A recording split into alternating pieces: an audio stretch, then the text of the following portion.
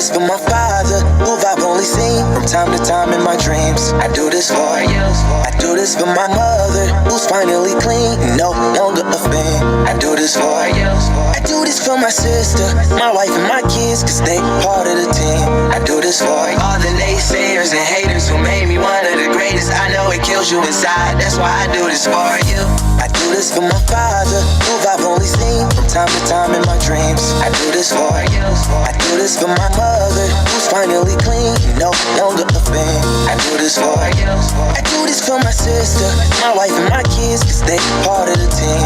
I do this for all the naysayers and haters who made me one of the greatest. I know it kills you inside, that's why I do this for you. I do this for the kids who sit a bit outside the mix, who maybe cope through humor just to fit in for a bit, who never let the world know when depression's setting in. To all of those who know you, that impression don't exist, and it ain't counterfeit, it's just a way to counter it.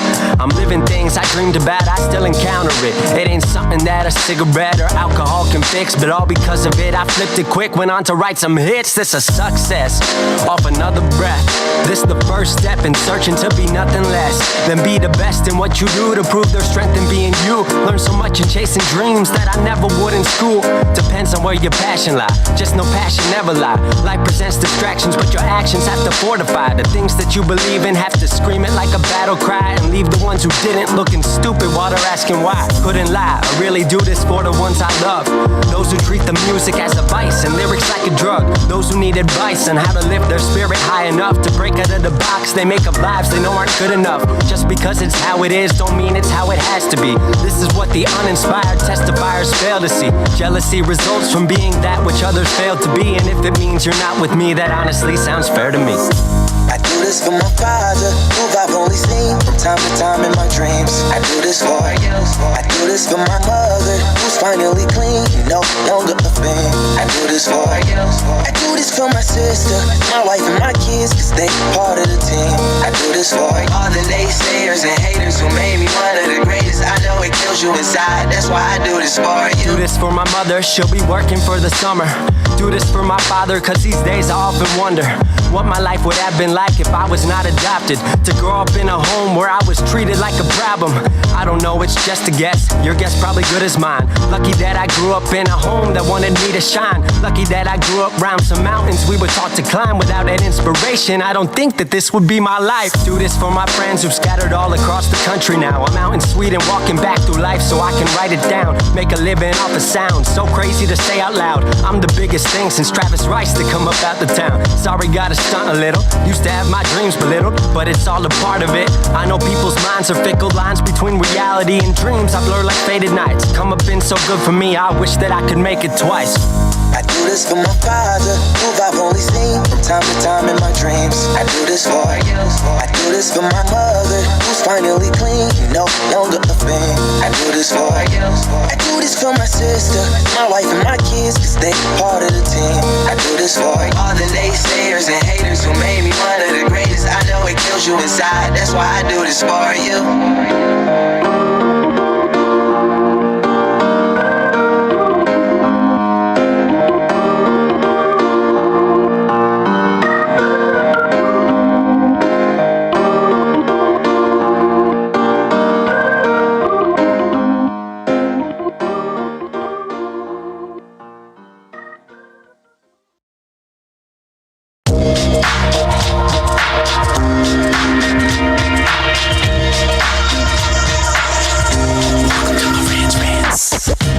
Welcome to Marantz Rantz, no advice on finance. Spin the wheel and take a chance. Get an NFT and a little education. The system got undertow, that knowledge is flotation. You wanna learn? Well, you came to right place. You pumping AMC, might get slapped in the face. Get your due diligence, know who the villain is. Don't be a sheep when the shepherd's carnivorous. So come learn, laugh, and maybe you win big. And listen up, y'all, the wheel is not rigged. Everybody get a chance in the live chat. Kyoto spin wheel, you win just like that. Retail fight back and this retail winning.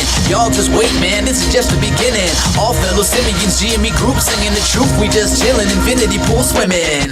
So welcome to Marantz Rantz. A lot of knowledge but no advice on finance. Don't even need pants, you can tune in naked like Kenny the Mayo Man. Internet's most hated. Don't wanna lose your money, then it's time for you to listen. If you're ignorant, invest in AMC or superstition. The stream about ready, they told us to don't dance. I do what I want. Welcome to Marantz Rantz. Welcome to Marantz Rantz. Welcome to Marantz Rantz. Welcome to Marantz Rantz. Welcome to Marantz Rantz. Welcome to Marantz Rantz. Welcome to Marantz Rantz. Welcome to Marantz Rantz. Welcome to Marantz. Welcome to Marantz. Yes, indeed. Welcome to Marantz Rantz. Welcome back to Marantz Rantz. Plenty of good information, a little bit of motivation, a whole lot of truth. No financial advice. Yes, you need me on full-time COVID leave. You guys are funny. You know, I actually like my job, and I don't think YouTube could ever replace it. But I just want to say thank you to you guys. I was reading the comments earlier, and it said Marantz, he's going to run out of things to talk about. He's going live every day, and he's killing it, and, 5-hour live streams, whatever. I promise you guys, and I just want to, make this a point, hey, listen, okay? And I don't mean to be rude. But don't you ever fucking think that. Are you out of your mind? While you're sitting there waiting for me to go live again, getting all the shit done in your life, I'm over here working. I'm studying. I'm going crazy. You think there's days where I take time off? What, to get shit done? Yeah, I did the dishes. Yeah, I did cat litter boxes. Yes, I picked my son up from school. Yeah, I do all the stuff I got to do. You still don't think I make time for you? Are you kidding? What the hell would I be doing this for? Guys, when I tell you I'm the hardest working man in America, I let you say it, not me. I let you wonder how there's more than 24 hours in a day.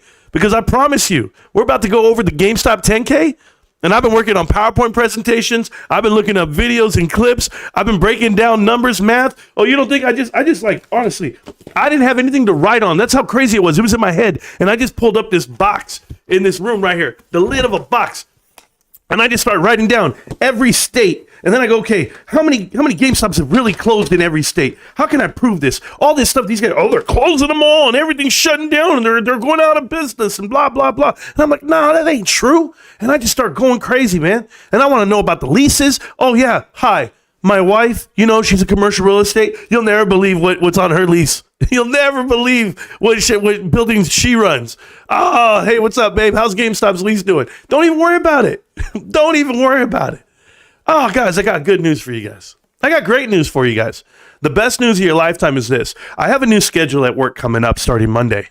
And if you guys like live streams midnight like this, like in the middle of the night, stuff like this, I'm not saying midnight, like midday, midnight type deal. I'm going to be here. I'm going to be here because I'm going to go to work. I'm going to get off at a decent hour, and I'm going to be here in front of you, and I'm going to go live. And then I'm going to go to bed, and I'm going to do that shit again. And then it's rinse and repeat for the rest of my life. Do you guys remember 2 years ago before I ever got promoted? 3 years ago before I ever got promoted? And I was like, hey, I got a new schedule. I can't be going live every day. But I was live every day before then. Well, guess what? I got a different schedule now, and I can go live every day. So shout out to all the haters. You're going to have to do something with your free time. I guess come on over and watch every episode because you don't. And then don't ever mistake my words. Oh, my God, I got to deal with these cats. And I guess there's some guy out here, and I'm going to talk about him right now. His name's Rams Jamali. He's an artist. He owns an art gallery in London and Fort Lauderdale. He's worth millions of dollars, apparently, and he feels like he could buy me and my family. And then he took the opportunity to write that they're going to take my wife and they're going to please her better than me and raise my kids with their money. Hey, Mr. Jamali, whatever the hell your name is, you are a beta male, okay? You don't understand what it means to hang out with an alpha. You have no idea. You support PP Seeds and this Bill, whatever his damn name is, Pulte. You and Bill, you guys support that crew. You pay for Kai's Milesia's, I don't even know, and some Pacer account, and then you want to try to offer me money in the DMs yesterday. He offered me grocery money. He goes, hey, I heard you're hard up on some cash right now. You need some grocery money. I'm hard up on cash, bro. Okay, cool. Yeah, I don't carry cash. I apologize, guys. I'm a victim of my own success. I park my money, and I park it in a lousy industry, in a lousy stock. You ever heard of it? You know, whenever you go to these lousy industries where there's no competition, zero, and yet you have a company in front of you that has a balance sheet that's robust, 2-to-1 on assets versus liabilities, absolutely zero corporate debt. They haven't borrowed any money and they won't. Their executives are not overpaid. They don't have overpaid, consultants. The rank and file is getting in line. Well, rank and file means they're employees. The rank and file understands the new mission, the culture that's being built. That's a diamond in the rough. That's the one you want to invest in. That's the 10-bagger. That's the 100-bagger. That's the one you want for a decade. But no one's telling you about it because it's lousy. No, gaming. Hey, is gaming dead? I'm asking you out there, for everyone out there, is gaming dead? It might be. It might be. But I'll die before it. So let me sit here and let me thrive with it. And that's all I'm going to tell you guys. We have so much to talk about. And I want to see what I wrote down here. Oh, yeah. Yeah. No, I was writing notes on this damn thing. You guys have no idea what's on this thing. I said, we're going to do it. Everyone's going to drop out. I just write little things. Can I talk about my life really quick before we even get started on this balance sheet and everything we're going to do, income statement, and, of course, cash flow charts? Hey, I'm going to tell you right now, I haven't even looked at them all the way in depth. I have the 2 10Ks from the last 2 years popped up only because I'm reflecting on some information. But I'm going to do it with you live, like right now. We're going to go over it line by line right now. Not later, right now. And 5 free memberships for the channel, guys. Go get them. There you go. What kind of cat litter do you prefer, Marantz? The cheap kind. Mintly fresh turds. The cheap kind. Okay? I'm telling you right now, I don't spend money on these animals. I'm an animal lover. I support them. I hug them. I give them food. But they're going to eat whatever the hell I bought at the store. Hey, whatever's the cheapest thing I can find, man. Okay? I don't go shopping for it. My wife does, so who knows? But my wife said, hey, babe. This was yesterday. I was live with you guys. She goes, hey, babe. Did you throw the trash? I'm like, babe, it's trash day. Of course, I'm taking the trash out. She goes, no, but did you throw the trash? I was like, you mean in the kitchen? No, I haven't thrown it yet. I will. She's like, is there food in there? Because I could smell it. You don't smell that? And I looked at her and I go, what kind of shit is this, babe? This is like telling a crippled man to run. Like, why are you going to ask me if I can smell it? Like, I'm just asking. I have COVID. I can't smell shit. Babe, how's the food taste? I don't know. Just keep bringing it. I can't taste anything. I had a watermelon Jolly Rancher, and it just tasted like plastic. I swear, I can't taste nothing, bros. So, the best thing that ever happened to us when the quarantine is over and your vacation begins. Yeah, Brian, I heard you, man. I actually have a vacation coming up, so I want everyone to know that. I am taking 2 weeks off of work in the month of March. 4 earnings. I'm taking the week off before and the week of. Something like that, or the week of and the week after. I'm taking it because I'm already in full GameStop mode. Like nothing's gonna stop me on this one. So, oh damn! I just got hit with some money in my account. Thank you. That's my daughter. Hey, thank you, mama. Shit! I just saw the message. I'm excited. Can't stop, won't stop. GameStop. That's how we do it. What's going on? You're up and hanging. Yeah, I'm doing all right, man. Stay strong, Rants. I'm trying. Smash the like button, y'all. I appreciate it. All right, so we're going to talk about a lot. I'm telling you right now, we're going to talk about a lot because there's a way that I feel about things, and I hope people know that about GameStop. But first, we're going to start out with a couple of videos. I want you guys to get updates on the markets themselves and what's been happening and how it relates to GameStop too. So let's watch a video. And let's react and see what we have here. So before we look at that rank and file there, we're going to go here. This is Peter Lynch. Just listen to the beginning of this really quick. No one's ever gone bankrupt. No one's ever gone bankrupt without any debt.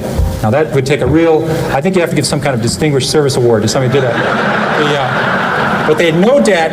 I said, it's not going to go to zero. I was wrong when I said it can't go below 15. So we hung on, and within 3 years, they gave out the shares in Kaiser Steel, gave out the shares in Kaiser Cement, gave out the shares in Kaiser Steel and aluminum, and they sold off all the businesses. You got about $55 a share. But if you didn't know the story, and the stock went from 15 to 11, and you're just saying how much lower can it go, when it went to 9, went to 8, you would have gone. So you can't just say it can't go any lower, because I saw Taco Bell go from 14 to 1 in 1974, and they had no debt and making 60 cents a share. What I'd like to talk about is what I call it. So did you understand what he just said there? It's something that I've made a mistake on in the past. I just wasn't as, I don't want to say as educated. I wasn't as experienced on what it could be. I've been spoiled my whole life when it comes to investing. You know, I invest in blue chips before. Like, I've never invested in turnaround stock. Never, until GameStop. And it didn't take me long to understand GameStop. I'm so truthful and honest with you guys. I started talking about the retail footprint and the transition of the company itself and how it could go. You know, I started doing that right away when I started my YouTube channel 3 years ago. And I never talked, I wasn't this Moass guy. Like, this is, you know, I did it for like, 5 episodes? And then I said, oh no, this is not educational. This is not teaching people what retail is. And I become a better YouTuber at this point. Back then I was doing stuff, sensationalizing an idea that this will happen this way. And then eventually I just started making videos where I was like, hey, well, look at what is happening, right? Get away from the market and the plumbing. Like, I know we're already talking about, we talked about like what all the volume was like 70% of the volume is short. Like, short shares of trading basically. And the stock went up 4% yesterday. So if the stock goes up 4% yesterday and they were all shorted shares trading, I mean, can you imagine when they get rid of these short shares that are trading? Like, I'm just saying, the 60 million shares are short right now, and they're trading them like crazy back and forth to each other. Whether they're short laddering it down, knocking it down from 15 to 13 in one day. You guys saw this. We just had the worst day of trading ever on GameStop. And the biggest problem that I've ever had is where I said, well, I can't go any lower because we're so strong at this level. And it just keeps going lower. And I said that at 20. I said that at 18. I said that at 15. And it just kept going lower. And I know right now there's an ongoing joke in the Discord because we're like 1180. It's the low. It's not coming back to 1182. And I'm just telling you, I'm okay. I'm okay with it because I figured out how I feel about it. As low as it goes, the more I can get. But the lower it goes, the better value you're getting for every share you buy. And it's not just like, well, you're buying the dip or whatever. Maybe no, it makes total sense to buy it at 11, at 12, at 13, 14 today. Total sense, considering the cash on hand, the P ratio that will show. And we're going to go over all this today. And then the profit that is there. But the number one thing when you're investing, period, it's not about the industry. It's not about the balance sheet. That's not the number one deciding factor. And it's not even your conviction. It's the management. If you can't trust the management team to handle your investment, this company, your money, then you don't invest. It's the number one thing that I've always said about Adam Aron, why I never bought into AMC after he started talking, was because I never trusted him. You see the man once and you're like, I can't trust this guy. And that was a big thing for me. So the management with GameStop is, you know, I trust them. They haven't done anything wrong to me. They bought in at higher pricing than it is today. They bought their shares for a higher value. I don't think they're willing to sell at a loss. And I think even they know that this is priced incorrectly. It's going to be a shock to the world next month when these numbers come out. It's a shock to them, not a shock to me. Wall Street has projected that GameStop's going to be worth 11 cents a share. To give you a math on that, it's $33 million of profit. $33 million of profit is less than last year. To give you the difference in SG&A from quarter 3 to quarter 4 last year, it was $70 million. Okay, we're going to look at it right now. 70 to 80, somewhere in that range. Do you know what the difference is from quarter 3 to quarter 4 this year? What it will be? If it stayed the same, if SG&A stayed the same from last year to this year on quarter 4, it will be $160 million. If it stays the same. I'm saying it's coming lower because they're cutting cost, right? They've closed some fulfillment centers. They've closed some stores. SG&A is coming down. But if it were to stay the same, you would flip $160 million. So what do you think is about to happen to the bottom line if you break even on margins? Which, by the way, guys, they were at 23% margin. The previous year, they're already at 27 now. And that's cost of goods sold versus what the actual profit is, the net revenue. So that number there is going up. And I'm going to show you everything today. Your EPS estimate was 11 cents. It's too low to me, Giga. It's just too low. I've looked at it every which way. And we're going to go over that rank and file, because somebody out there is telling you that 20 or 30 on a PE ratio is what you need to be aiming for. And I'm telling you, you're crazy. I'll give you this example. PE ratios. Where's my receipt? Watch this. I got a receipt here. This is my piece of paper at my desk, a Costco receipt. Oh, man. I actually wrote on this? Holy hell. I had this? Guys, I didn't even read what this was. This is a receipt for my wife's wedding ring. Isn't that awesome? Yeah, I'm cheap, guys. I didn't pay no 3-month salary. Or maybe I did. Maybe I'm a janitor. Yeah. I paid $1,800 at Costco. I'm not afraid to show you guys that. $1,800. Can you guys see it? I don't even know. I don't know if you guys can see it. Let me see. Yeah, $1,800. Boom. Diamond ring. Got it. Yeah, whatever. Back in the day. Okay, so anyway. PE ratio. Anybody know what the PE ratio of Costco is right now? And do you know why it's so high? It's at 57 right now, if I'm not mistaken. 57. 56. 56. It's at 56 because Costco price is $714 versus the amount of profit they actually make. Their margin is 3% on operations. 3.45%. GameStop's going to get to 4% margin on profit. They will. You'll see what I mean by that. Right now they're at a negative number, so I really couldn't tell you. Is the storm picking up? Whoa, the storm's running out here. It's raining in California all crazy. Let me shut my window before I get blown away. I wanted some fresh air. Hold on.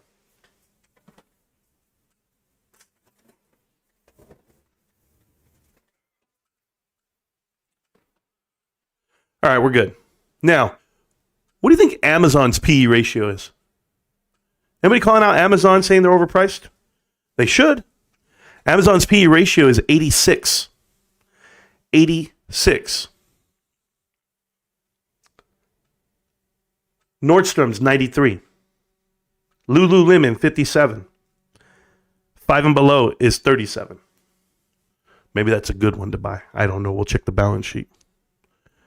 The reason why I'm telling you the PE ratios are where they're at, 56, 57, 86, that price of that stock is overvalued. GameStop at 11 cents a share, just so we're very clear to everyone, GameStop at 11 cents a share puts their PE ratio at 127. Nah. What if they actually hit the 33 cents a share? That I said 57, I'm being a wishful thinker, but what if it's 33 cents? Where do they put what's the PE ratio then? If it hits 33 cents a share, which means they make a profit of $90 million, which is very possible. I'm telling you it's possible. Their PE ratio is 42. Better than Costco, better than Amazon by double, better than Lululemon, and that's at $90 million of profit.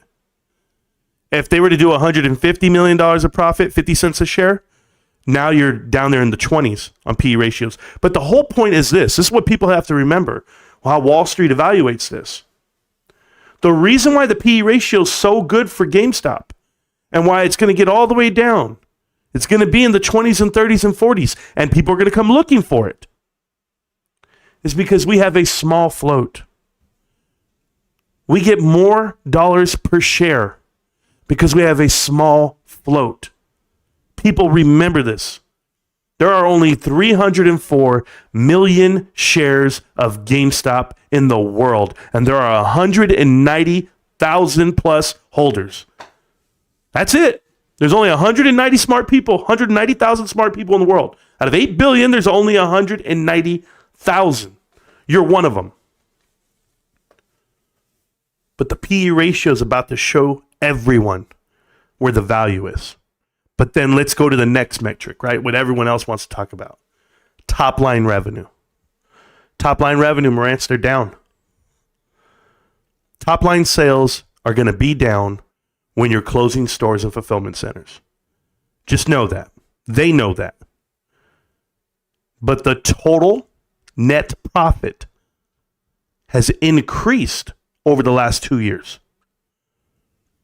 So they're closing stores, but they're making more money. They're being more efficient.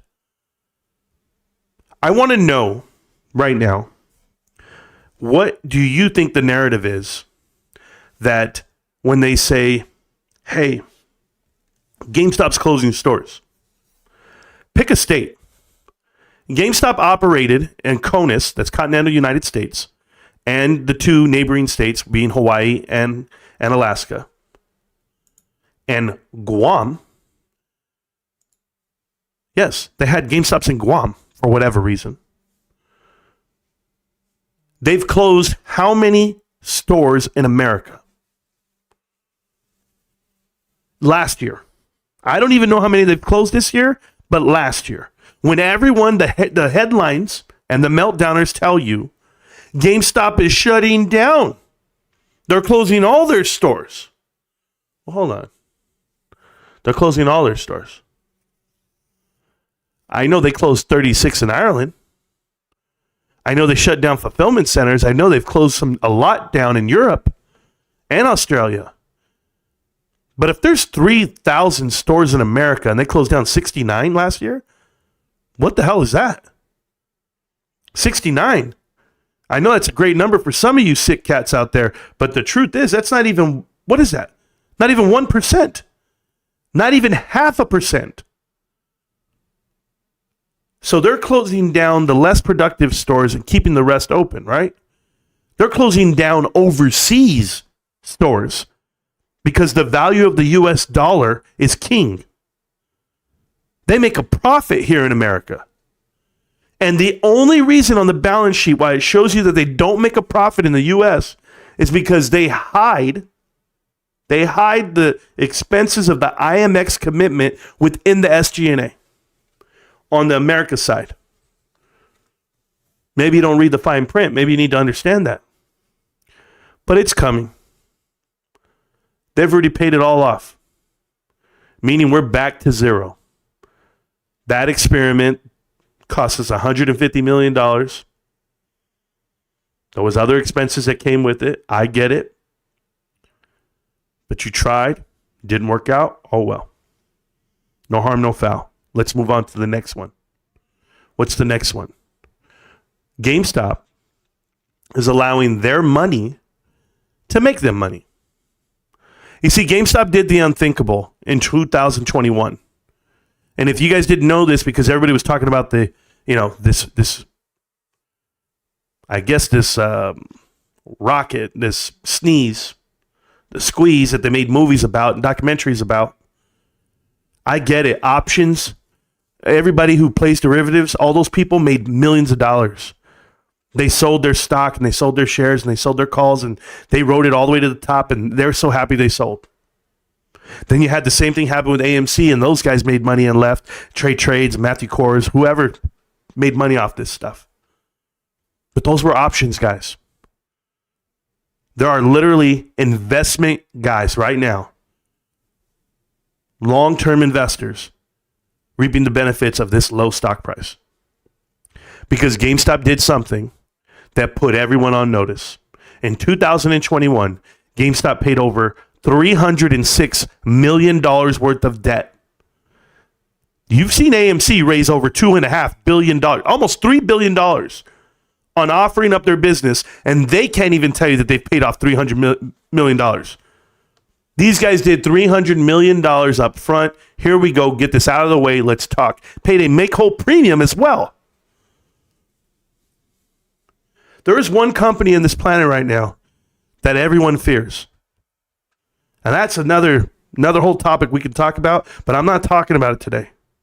I'm not talking about shorted shares. I'm not talking about manipulation of markets and how they just keep us in this downtrend. They do everything off the market, everything in the dark pools. I'm not talking about this shit. I'm talking about fundamentals. You want to invest into a company that has the right leadership, the balance sheet is phenomenal, the income statement is positive, and they have a free cash flow that is in the positive.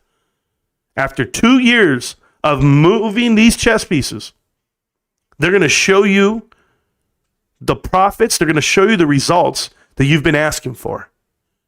And all I'm doing is highlighting what has been happening. I literally have done it play by play, day by day. But there's value out there. You know, I get asked this question a lot.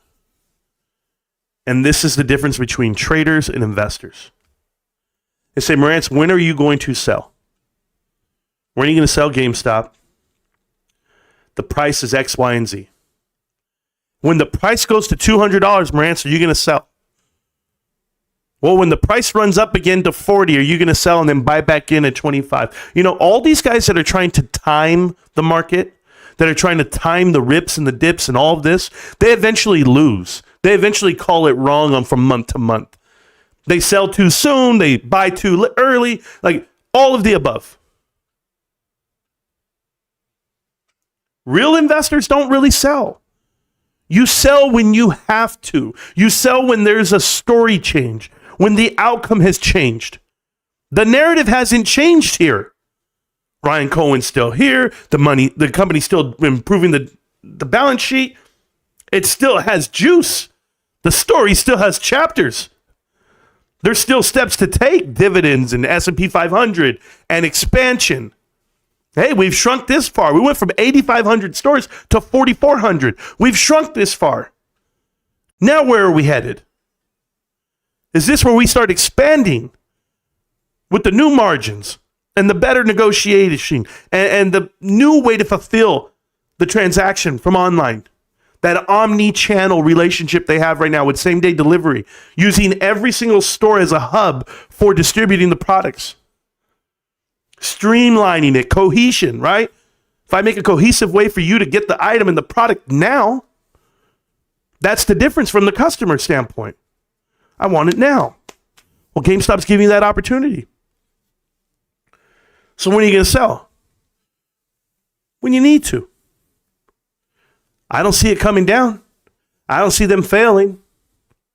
A lot of people try to sell in times of panic, when markets go down, when the economy's not doing well. Those are the perfect opportunities to buy. You have 7 companies right now that are extremely inflated. Amazon, PE ratio, what is it, 93? What did I say, 86? What do I have written down? 86. You don't even want to know what NVIDIA's at. You think NVIDIA's a real price right now? I won't even buy Costco at this price. You're lucky I get free shares. I'm telling you what the value is right now, the buy that you're looking for. And you're about to find out. If you have any questions, guys, feel free to ask them. If you want to jump in the Discord, you can. Obviously, I'm going to post it to the top of the chat right here on YouTube. Sorry, TikTok, but I don't have a way of talking to you guys. You say they closed the GameStop around my block. That's what you said, right? And you're making funny faces. Here's what I challenge you. Tell me what state you live in, and tell me what block you live on. And I'm going to tell you why. GameStop hasn't closed a single store in the last year, okay, in over 19 states. So you probably live in one of the 31 that they closed. Hey, California has only closed 8 GameStops in the last year. California's a big-ass state. Name a state, guys. I'll be here all week. Name a state. I'm going to go to the voice chat channel just to run the link here for you. And put it in the chat for you. Name a state and I'll tell you how many they've closed. And then it's really going to blow your mind, right? We can go through it. We'll go Alabama, 1. Arizona, 1. Arkansas, 1. Colorado, 1. Delaware, 1. Hawaii, 1. Idaho, 1. Iowa, 1. Kansas, 1. Missouri, 1. Nevada, 1. North Carolina, 1. Oklahoma, 1. Oregon, 1. Utah, 1. What is this bullshit? What are they trying to tell you? New Jersey, 4. New Jersey, 4. And New York, 4. Do you understand? Yet you'll hear people come into the meltdowns and go, man, they're closing them everywhere around me. I got the list. Where have we opened? Mulan? A little bit overseas, found the right placing. Maybe the right compliance. We're not overpaying for France. They closed over 50 in France, guys. I can imagine what they're saving. Florida. Florida has closed. Florida had 3. 3 in the great state of Florida. So my point is to you guys. Baba, you're saying, did they lose this money? There was a pledge to IMX. They actually made money off the tokens that they sold. It was 150 that they shelled out over quarters, over time, and they have officially paid off that whole amount. It was based off of milestones that they would achieve. But since GameStop's stepping out of the NFT platform and the wallet itself, there's no need to have that partnership right now. I'm not saying that it's completely gone, but that's where it was. But it's completely paid off now. So there you go. Marantz, I buy 2 shares a day. Lionel, that's amazing. It's amazing. Don't worry about it if you delete it. You're fine. That's one more. That's 100% more than me. I buy 1. I had 2 stores just walk apart on Main Street. Okay, both of them closed. Yeah. Well, how long ago was that, MK? So you got to ask yourself. GameStop had 1,400 leases up for renewal this year alone. 800 this next year right now. So that's a total of what? 2,200 stores up for renewal, and there's only 2,900 in America. There's 4,400 total. So over half the stores in the company are up for renewal right now within these next 2 years. The first 2 years right here. And what? When I say the first 2 years, because Ryan Cohen just got at the job 133 days ago. Ryan Cohen invested in Baba. Tell us he has the cheat code. Austin South, if he can get into China, that's the cheat code, right? But I don't know how it's all going to work out because he actually wrote a tweet today for the first time in months. And some guy tried to say, oh, it was 8 minutes after the hour. Some crazy stuff they try to tell me. And I don't even want to hear it. Can't stop, won't stop GameStop. I totally agree with that. I live near 3 GameStop stores within 30 to 45 minutes driving apart. I assumed one would close. Ever since hearing the stores are closing, they're still running strong. Pseudo, I live with 3 of them around me, and they're all open. They're all open. So there's actually 4. There's one all the way to Palm Springs, but I don't drive that far. But yes, there's 4 here in the valley. There used to be 2 additional ones. I want to say 1 by the freeway that they closed. Remember, I tell you, there should never be a damn GameStop by the freeway. So 1 closed over there, and the one in India. So yeah, so 2 closed. So just think, we had 6 here for a population of 500,000 people. We had 6, now we have 4. I don't think they're losing any sales by closing those 2. They're saving themselves. You want to have a bus stop within the arm's range or a walking distance to GameStop. I just want you to know that. That's what GameStop told me. So, all right, we're going to go over the charts. We're going to go over some stuff here, guys. So let's do it. Here we go. Oh, another video. Yeah, you guys need this video in your life. Here we The go. Magnificent Seven seeing nice gains following Q4 earnings, with the group now up about 9% for the year. My next guest says while the names are richly priced, only one is, quote, priced to the point of insanity. Let's bring in the Dean of Valuation, Aswath Damodaran, NYU's Stern School of Business. Professor, welcome back. Thank you for having me. The one that's priced to insanity, you suggest, is NVIDIA, which is interesting because you own it along with all of the others, correct? No, you bought these stocks at the right time. They were amazing buys at some point in time. At today's prices, I mean, all of the stocks looked overpriced. But I think NVIDIA stands out as particularly overpriced. I mean, just to get a collective sense of what these 7 companies account for in the S&P 500, these 7 stocks alone account for 70% of the overall market cap of the index. They account for 11% of the revenues, but they do account for 27% of the gross profit. So they're very profitable, very valuable companies. Listen to that really quick. He said 70% of the market caps of the whole S&P 500 are these 7 companies. Yet, only 11% of the revenue. 11% of the revenue, meaning the ratios don't add up. Their gross profit is 27% of it, but I promise you, these are overpriced. These are overpriced. So that's what the video is telling you, and I'll let it keep playing. And you can get pretty close to the current prices for the other companies. NVIDIA, I can't even get close. I'm surprised somewhat, if only because the valuation of NVIDIA has come down as its earnings and guidance have gone up. So in some respects, what was perhaps insane has actually been justified in some respects. No, in a sense, there is an adjustment process going on. I don't know where it'll end up.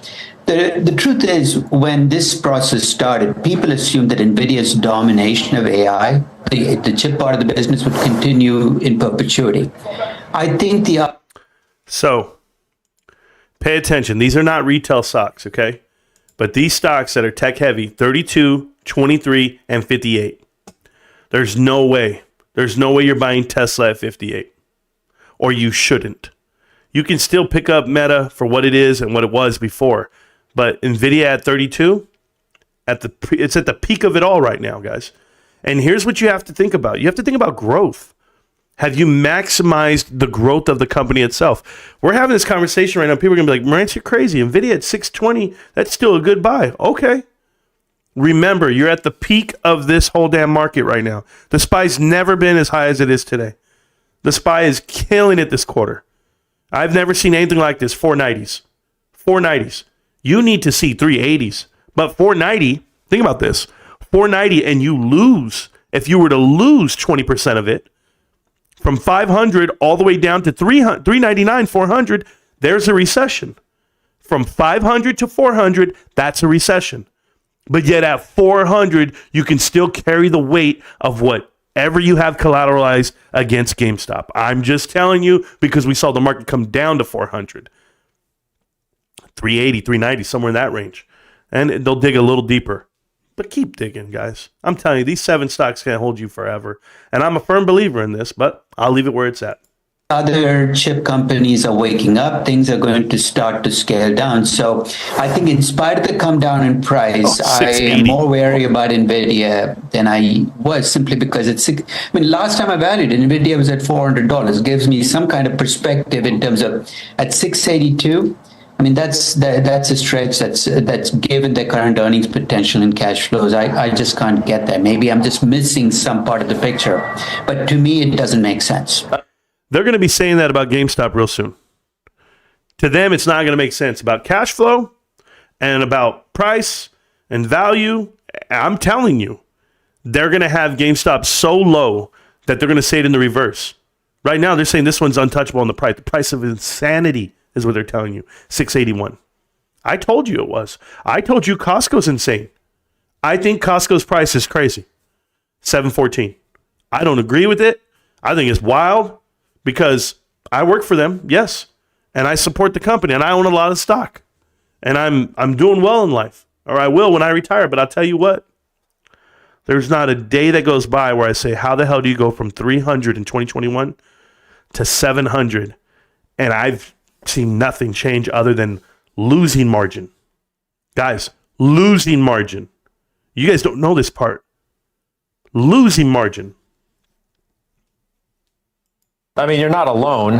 That's for certain. Look, price target went up to 800 yesterday from one firm. And today, 800. On my earlier program, the halftime report, Josh Brown, who's been in NVIDIA longer than anybody I know, sold 20% of it. I want you. Look at that. So Josh Brown sells it. Okay, not our Josh Brown. Their Josh Brown sells 20% of it. And he's been in it forever. But he sees this price and he sells everything he can of it. And here's the reason. Because when it gets an evaluation of 800, that's just picking a number out of the sky. There's no way you can tell me, well, this is why it's going to get there. You just say, hey, it's AI. This is where we're headed. And NVIDIA is going to go to 800. Well, what's the market cap at that point? $1 trillion. Oh, wow. So now we're there. But didn't we just do this for GameStop as well, where they go $6? They just pick a price. Find out who the analyst was that gave them the 800 price target. And then you'll see exactly who's priced out to what. Rug pull it from you. They could be on the backside of that. They can be on the top side of that. But why are you buying the Mag 7 at the peak of the world, guys? The peak of the world. Do you feel comfortable with this economy? Are you situated really well right now? Is the housing not grossly expensive? How much does a value meal cost you? The increase on, I guess, minimum wage, but the restaurant employees are making $20 an hour. How are those restaurants going to stay in business? How's this housing rent issue this crisis gonna all fare out? How's immigration gonna fare out? How are two wars gonna fare out? Like, do you feel this great to buy into this economy at the peak? I don't. And I'm not a naysayer. I'm not a doomsdayer. No, I'm not confident with the administration. There's a lot of things. You're in an election year. So to pick it all the way up for 2024 primaries so that you can walk around and say this, look at the stock market's the highest it's ever been. But the minute you put the next administration in, the rug pull comes. So how long are you going to be hanging on to this price? 6 months? We're going to prop it up for the next half year? I can see that. But you're going to get past the election, and what are you going to do? Take a shit? And the whole time I'm buying the thing that they say is worth nothing. I'm not buying the thing they say is worth everything, right? I'm not buying NVIDIA. I'm not buying Apple. I'm not buying Walmart with this split coming up. No, I'm not buying the top of mountain. I'm buying the bottom. Male, okay? Mute me, and then you can talk. Me hang out with an alpha. Yep. You gonna mute me? You good? Hey, Magic Johnson, how you doing? You're in the chat now, Magic. You gotta learn how to use that. It sounded like you were behind in the chat. Well, when you can figure out your microphone, you can come on in and talk. I'm good with you. Will rum squeeze higher than GameStop? No. There's no such thing as squeezing. How you feeling, Marantz? I don't know, Josh B. I feel nasally. I feel bad. But, I'll get over it. So the guy came into the chat, but he didn't want to talk. Okay, whatever. Thank you for interrupting my flow. But that's all. I can deal with it. All right, back to the video. I want you to listen to what he said, and let's react on the other side. It just feels like there are people who are so bullish they've run out of superlatives and ways to describe NVIDIA's market position and their technology dominance, and they're just like raising price targets. It's almost on a weekly basis. It's become breathless.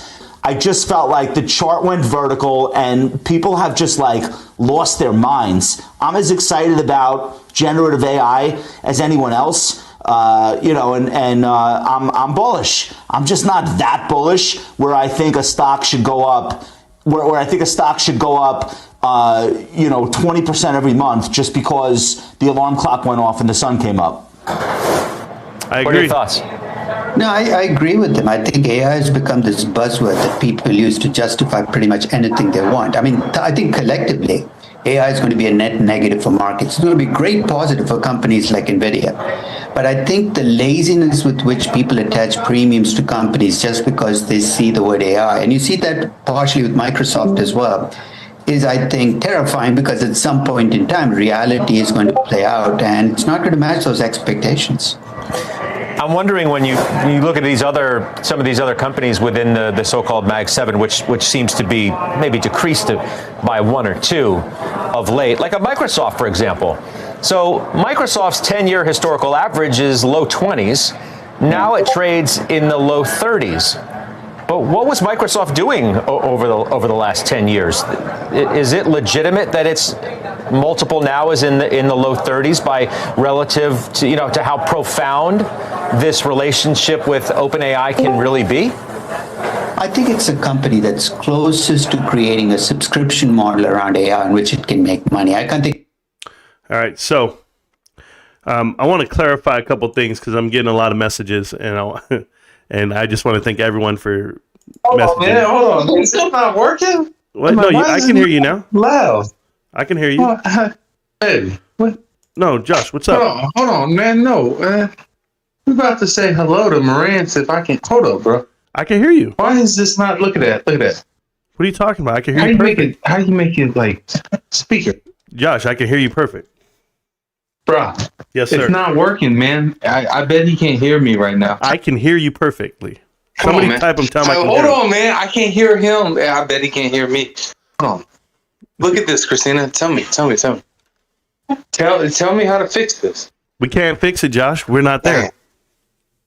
It's like, all right, never mind. Like back in the day, we can hear you perfectly, bro. Am I still in this? Yes. I'm a boomer out here. Hey, he doesn't know how to use Discord, bro. We'll get this guy out of here. Hey, Eaton Center, GameStop is cooking in Toronto. Hold on, I don't know how to do this. You're in here. I hear you, Josh. This guy, he's like borderline Riri. Should tell me to turn off my phone. No, you gotta like mute. I don't know what to tell you, Josh. This is Josh here, guys. Josh is a good guy. He's a good cat. But I want to make this very clear, okay? I'm happy at Costco. I work hard at Costco. I was saying the evaluation of the stock for buying purposes was a reach for me. That's it. Do I still buy it? Absolutely, I buy it. I buy it every paycheck. Do I buy it with the next dividend thing I have coming? Yes, everything's going. But my evaluation of my extra cash is going to GameStop, period.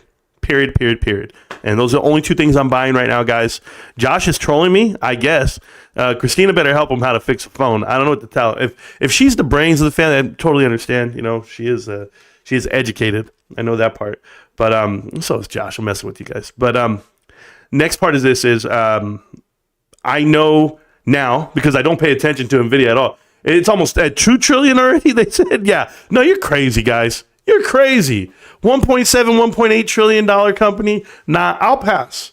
I'll pay if you think I'm buying it at that price. I'm just not. All the oil in the world is worth like $2-3 trillion. Like, you can't tell me somebody's made up computer chips are made more than that. Nah, I'll pass, guys. Taylor Swift's about to sue all the AI companies anyway and own them. I don't know. I'm joking. But we'll go over this stuff in a minute. Josh Brown, whenever you want to get back onto the mic, bro, I don't know what you're doing, so it's fine. So the forward PE ratios here, this is what they're projecting. 28, they say 40, but I have them at 60. I actually have them at Amazon at, what did it say on my receipt? Right there. It says 86 because that's based off the price right now. So maybe that is what they think the price is going to go down to. 32 and 21. So I don't even think these are correct. So they're overstretched right now. And these are established companies, 20, 30 years in. It's not the same. Think of another company that's as close. So part of that increase, again, comes from the reality that AI is going to open up new businesses. But as a long-term owner of Microsoft, again, I'm looking at $404 or $400 per share, and I'm saying, I'm definitely happy that it's gone up to 400. But again, a lot has to go right for this price to be the right price. And pricing in that expectations. Explain it to me, guys. Microsoft goes out and they lay off their whole physical gaming, sector. 3,000, 4,000 employees. I don't even know how many they just laid off last week. And yet they're peaking on price at 404. Yeah, margins will go up. I guess we'll get there. But it's just not what I'm willing to pay. Not at all. And I'm getting messages like crazy. So let me see. It's not even in the sets YouTube you up chat. for unpleasant surprises down the road. I mean, the forward PE, we're looking 38. So I hear you. What about Apple? Let's leave it with Apple. What are your thoughts here? I think there are two companies in this 7 that if you really, really wanted to buy these stocks, you'd never own them. You say, I've missed out. One would be Tesla, which will surprise you because I bought Tesla just a couple of weeks ago. Yeah, at, way to pump your own stock, 180. bro. And Pumping his own stock right now at Tesla. I'm not a big fan of Tesla right now. I think Elon's in trouble. I think Elon's up against China, and he's trying to find a way not to be, but we'll see how it goes. Additionally, if he's going to say Apple, bros, let me tell you, Apple's good for about $12 more, but it hits the mythical $200 a share. We'll see what happens. And the other would be Apple, which I think is adjusted down. It's still a cash machine, but Apple over the last 15 years has lived from iPhone upgrade to iPhone upgrade. It has a bad year, then a good year based on whether there's a big upgrade during the course of the year. So I think Apple will bounce back a little bit. It's a slow growth cash machine, and people have to be realistic about what they're getting. But I think that, 2 years ago, I was buying Apple at 126, 128. 2 years ago. 3 years ago, I apologize. 3 years ago, Apple at 126, 128. Yes, it definitely does grow. It is slow. You don't lose any value if you park your money into it. I get that. I'd just rather buy GameStop. Right now, what I'm showing you guys is all-time highs at the top of the mountain. And I'd rather buy the base of the mountain. I'd rather buy the thing holding it all up. And that's going to be GameStop. Because for me personally, guys, and maybe call me crazy, okay? You guys can call me anything you want. All right? There's going to be one stock right now. I'm a conspiracy guy, apparently, because I believe in my commitment to GameStop. There's going to be one stock right now when earnings season rolls around next month that's going to show you a profit. That's going to have a PE ratio that's positive. That's going to show you net profit, trailing 12 profit, cash on the positive. One stock that the whole world's against. And what are they pumping to hedge it? Maybe I'm crazy. Let me be crazy then. Tell me I don't know what the hell I'm talking about. Maybe it's just a coincidence, huh? The 7 biggest stocks in the world are pumping the whole market to hedge something. Oh, don't worry. I know Amazon's not at the all-time high. I know that Tesla's not at all-time high, but I'll tell you what is. Costco, Eli Lilly, right there in the top 20. So they can make it up any way they want, right? Okay, I'm good with you. So where are we at? The top 20 companies in the S&P 500 are pumping while the bottom is crumbling. And I'll be the little tugboat. That's what I'll be. I'll be the little tugboat that keeps coming. But 188, it's as good a buy as any of the other 7. So Apple and Tesla would be my 2 buys among the 7 if you really wanted to add 2 of these stocks to your portfolio. Yeah, thank you so much for that. Yeah, I don't give out financial advice, guys, but I do agree with the message I have here from Jason. And here's what it is. If you are in long calls, okay? If you're in long calls on SPY, you're risking everything. You're risking everything. Long out to date, expiry date, a year away, 6 months away. Those are long right now. You better be doing your 0 DTEs. That's days till expiring. Like, if you guys, I don't do calls. I don't do derivatives at all. I buy stock. I love the company. I hold it. I'm going to be great. When the dividends roll in, I'm going to be great because by that time, the share accumulation that I've been doing over these last 5 years, 10 years, whatever it may be, by that time that it ever happens for me, could be next year, 2 years, next month, who knows? But by the time all this happens to GameStop, I will have enough shares on hand that I just reinvest them because I'm young enough and I've got enough going on for me. So this is my own fund that I built, so I'm just going to do it that way. I would buy as much as possible at $5. $5 would be amazing. Who said $5? Is Spaniard? Oh, he's back. I haven't seen this guy in I'd say in 2 years. I haven't seen you in the chat. I do remember you though. So you say I'm holding GameStop, but it's got a minimum price target of $5.75. I'm kind of worried. No, you're not. You're not worried, and you're not even holding it. You're a troll. And if you have it, then what are you worried about $5 for? How the hell could it ever get there? Like, I'm okay with it getting there. But you know what happens at $5. Everybody, let's be clear about what happens at $5 on GameStop. I want to make this very clear. I want to tell the world so they know at $5 on GameStop, guys, before we even get into the chat here. One, the cash position is $4.15 today. In a month from now, they're going to have more cash on hand, about $5 worth per share. But not only that, would it be even on cash, which is impossible, right? The book value is the same price as the stock, so the equity is there. But at $5, GameStop can exercise $100 million of their bankroll. It would increase the share buyback. They would buy back the shares. It would shrink the shares on hand because they'd be buying them back. That would lower everyone's ownership, or increase everyone's ownership. I'm sorry. It would lower the float, increase everyone's ownership. Therefore, Ryan Cohen will own up to 20% of the company, the max that he can own.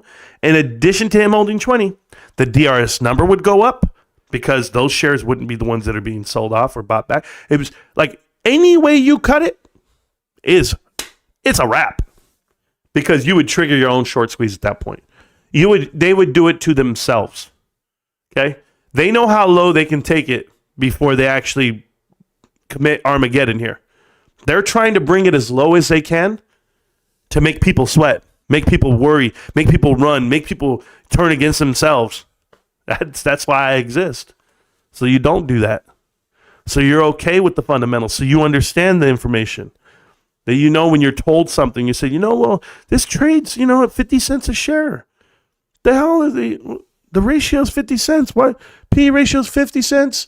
They have cash on hand for years. They're going to stay in business for decades to come. Like, why are we not evaluating this for the value that it is? It's a value stock. It's not a growth stock. Stop coming at me with growth numbers and excuses. Well, Marantz, it doesn't have anywhere to go. Okay. Well, it's not worth $14. It's definitely not worth $5. So you're worried for no damn reason. You're like the guy who says, I'm worried about there was this guy. Okay, I'm just going to tell you right now. I was watching a TikTok, and there was this guy. He's like, I predict in the next year there's going to be an 11.0 earthquake hit California, and the tidal wave is going to come in 400 feet high. Tidal wave 400 feet high, and you better have land in Arizona and Nevada because California is going to go away. You're that guy? Because I'm sorry to tell you, Mr. Fortune Teller, there's no such thing as an 11.0 earthquake. The Richter scale only goes to 10. You're telling me something that's not even possible. The number you picked is not even possible. That's why I'm telling you $5 isn't possible. They know it. You know it. I know it. They know how far they can come down before it capitulates. Do you know what that means? That means from the time that you become a shorter on the stock, and there's 60 million shares short, they all have to buy back in at one point. And do you know what happens when you buy in on GameStop? We had volume one day in the last 2 years of over 60 million shares traded. For only one day, we've had volume of over 60 million shares. One day. By the way, 60 million shares, 20% of the float. So you're going to tell me that in that one day, 20% of the float traded, and the stock went up 70%. One day. You don't remember when it went up to 18, from 13 to 18? I remember. I was sitting here. I was like, oh, okay. I'm pissed off. I had some money. Went up to 18. Don't worry. My money's coming, guys. My money's coming. And I told Mama, I have been talking to my wife. I've been prepping her. I said, baby, I got a lot of cash coming my way. What are we going to do? She said, what? You don't need any more? I said, babe, I just want to park it there. Just let me park it there, babe. I ain't buying anything. Just let me park it there. So, baby, I'll take you to Hawaii. Let me just park it there. I won't go on any vacations. I told you this 3 years ago. I'm not going anywhere. You ain't seen me take no family vacations since. Lucky if these kids go to the damn county fair. That's about all they're doing. Let that vacation come to me. My son said the other day, he said, Dad, why does the county fair cost so much? I said, because they bring it to you, son. Those carnies got to eat too, man. Common sense investor, he's out here traveling. That's why he hasn't been making these YouTube videos. Hey, y'all, step right up. Step right up. You get 3 balls, throw them in this basket. Yeah. That's what we going to do. In the chat right now, is Afro Keys. Afro Keys, you're in the chat. You can unmute yourself, and I'll talk to you. But the floor is yours, Afro Keys. And I'm going to read the chat in YouTube as well, because we still got to go over balance sheets, guys. We still have stuff to do. I got nothing to do today, right? I'm here. Shocker. I'm going to be here for 2 more days after today. I'm still here Thursday and Friday. I don't know about Saturday. I think, Saturday I have a basketball game I got to go do, and then I'm going to work. Sunday, I'm going to work. It's the Super Bowl on Sunday, so you guys don't even need me. But then Monday, I'll be there Monday night, like right now, like this time. So that's what I'll do. Carney's got to eat too. Yeah, I'm down with that. You don't know? No plane will be able to lift Marantz to Hawaii. I'll have to take a shit tanker. Brian, are you trying to imply that I'm fat? Like, Brian, come on, man. I'm 240 pounds of army muscle, bro. Like, legit. I eat. I'm a locomotive. I move. Are you going to get off before the game starts? Alex, I don't know what game you're talking about. I don't watch sports, brother. I don't care about sports. I thought y'all were brothers. Yeah, I don't know who you're talking about, man. So there we go. Thank you guys so much, though. Appreciate all the support. I had some idiots today on TikTok. You know, I was trolling TikTok while I was doing dishes and everything around the house. And I was trolling TikTok and I was going into people's live streams. And this one kid, I don't even know his name. The guys know his name. Everybody in the chat knew who he was. I was like, I don't know this guy. Because they sent it to me. And so I go over to his chat. And he was talking about me. I had no idea. I was like, who the hell is this? And he was like, there's dumb guys like this old man who just talks about GameStop. Can you imagine that? And this guy's 26 years old. He's a day trader. He's telling people to pay for these classes that he's given. Another guy says, hey, I'm doing this. Another guy was giving out some stock tips or whatever. And I went in there. I go, hey, how you guys doing? And they're like, Marantz is here, GameStop. They're like, yeah, GameStop, man. I'm surprised how many people actually know what the hell we talk about. Because people think it's just GameStop, but they don't know about the private equity angle. That's okay. You can't feed them all the info. Make GameStop Bank, GameStop Insurance, build an ecosystem. The ecosystem is here. The ecosystem is the people. I think the brand of GameStop is worth more than anything right now, more than any product. I think that's what people are not working into their ratios or why they should buy. I don't think they even understand who we are. And that's the problem that mass media is helping with. I'm going to explain it to you guys. I use this phrasing PSYOP and people right away, oh, Marantz, you've lost your damn mind. You can't say that's a PSYOP. That's not a PSYOP. I'm like, what are you talking about? Do you not see Travis Kelce all over the news? Do you not see now his brother on the news? They're all touching, it's 6 degrees of separation from Taylor Swift. I was like, yeah, that's fine. Okay, let's talk about it a different way. Do you know why there's negative sentiment and why people think GameStop's going under?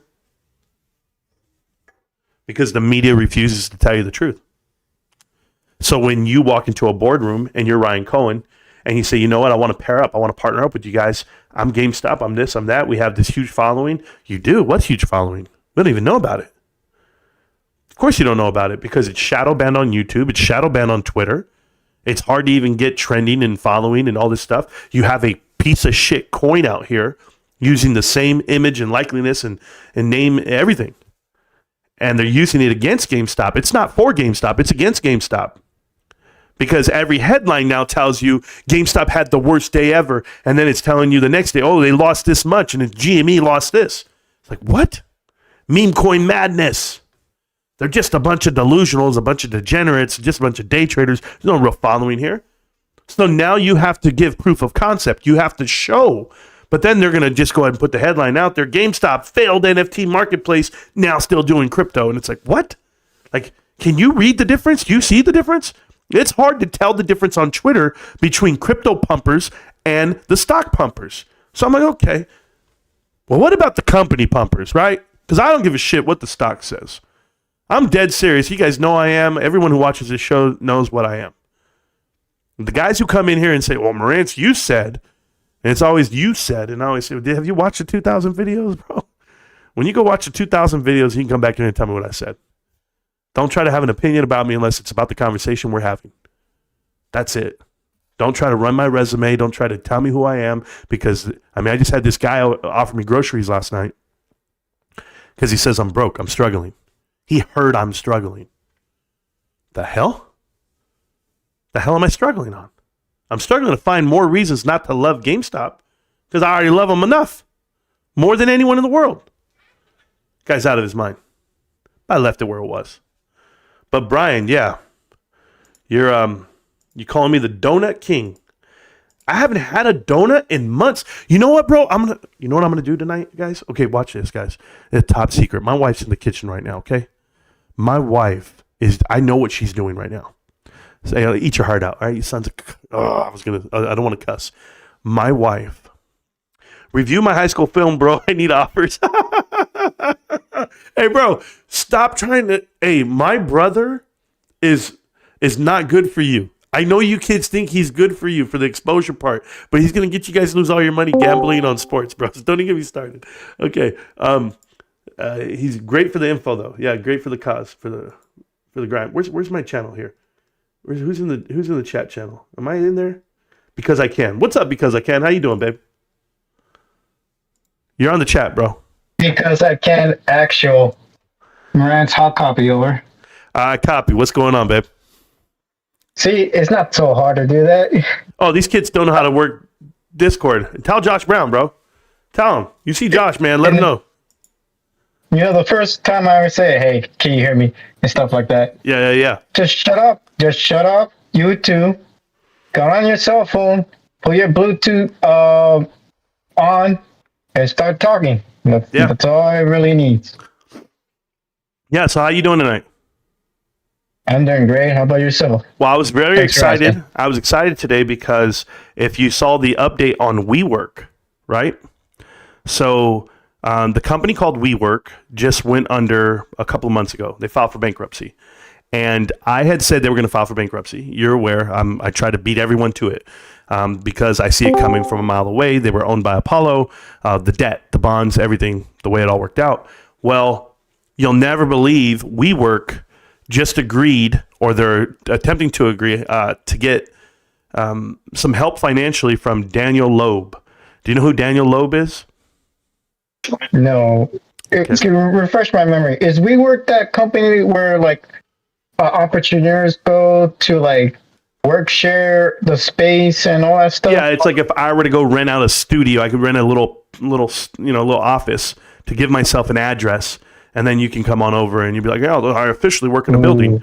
But, you know, it really helps out after the pandemic where people were working remotely from home and or from satellite sites. So they thought it was... I got some information for you on that. Well, before we do that, because my wife, she does it, on commercial real estate side. She has buildings where people are all in. And that's how I knew people were closing down. She's like, all these people are these holistic doctors. Everyone's checking out. Everyone's closing up their shops. These masseuses are closing up. Like, she has all these offices. And then the only ones that are open, she was telling me, like, the big corporate ones, right? So I'm like, well, what about... That's how I found out Bed Bath & Beyond was going out of business and how they were never coming back because the leases were getting deleted themselves. And she's telling me because she's operating the leases. My wife's commercial.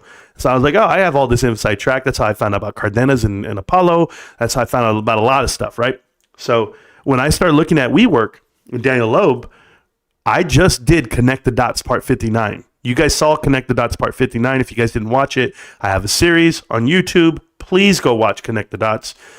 You have to type in Connect the Dots Marantz or Connect the Dots Rantz or Connect the Dots GameStop or Bed Bath & Beyond or something because there's another Connect the Dots. Obviously it's a quote from Steve Jobs in Apple.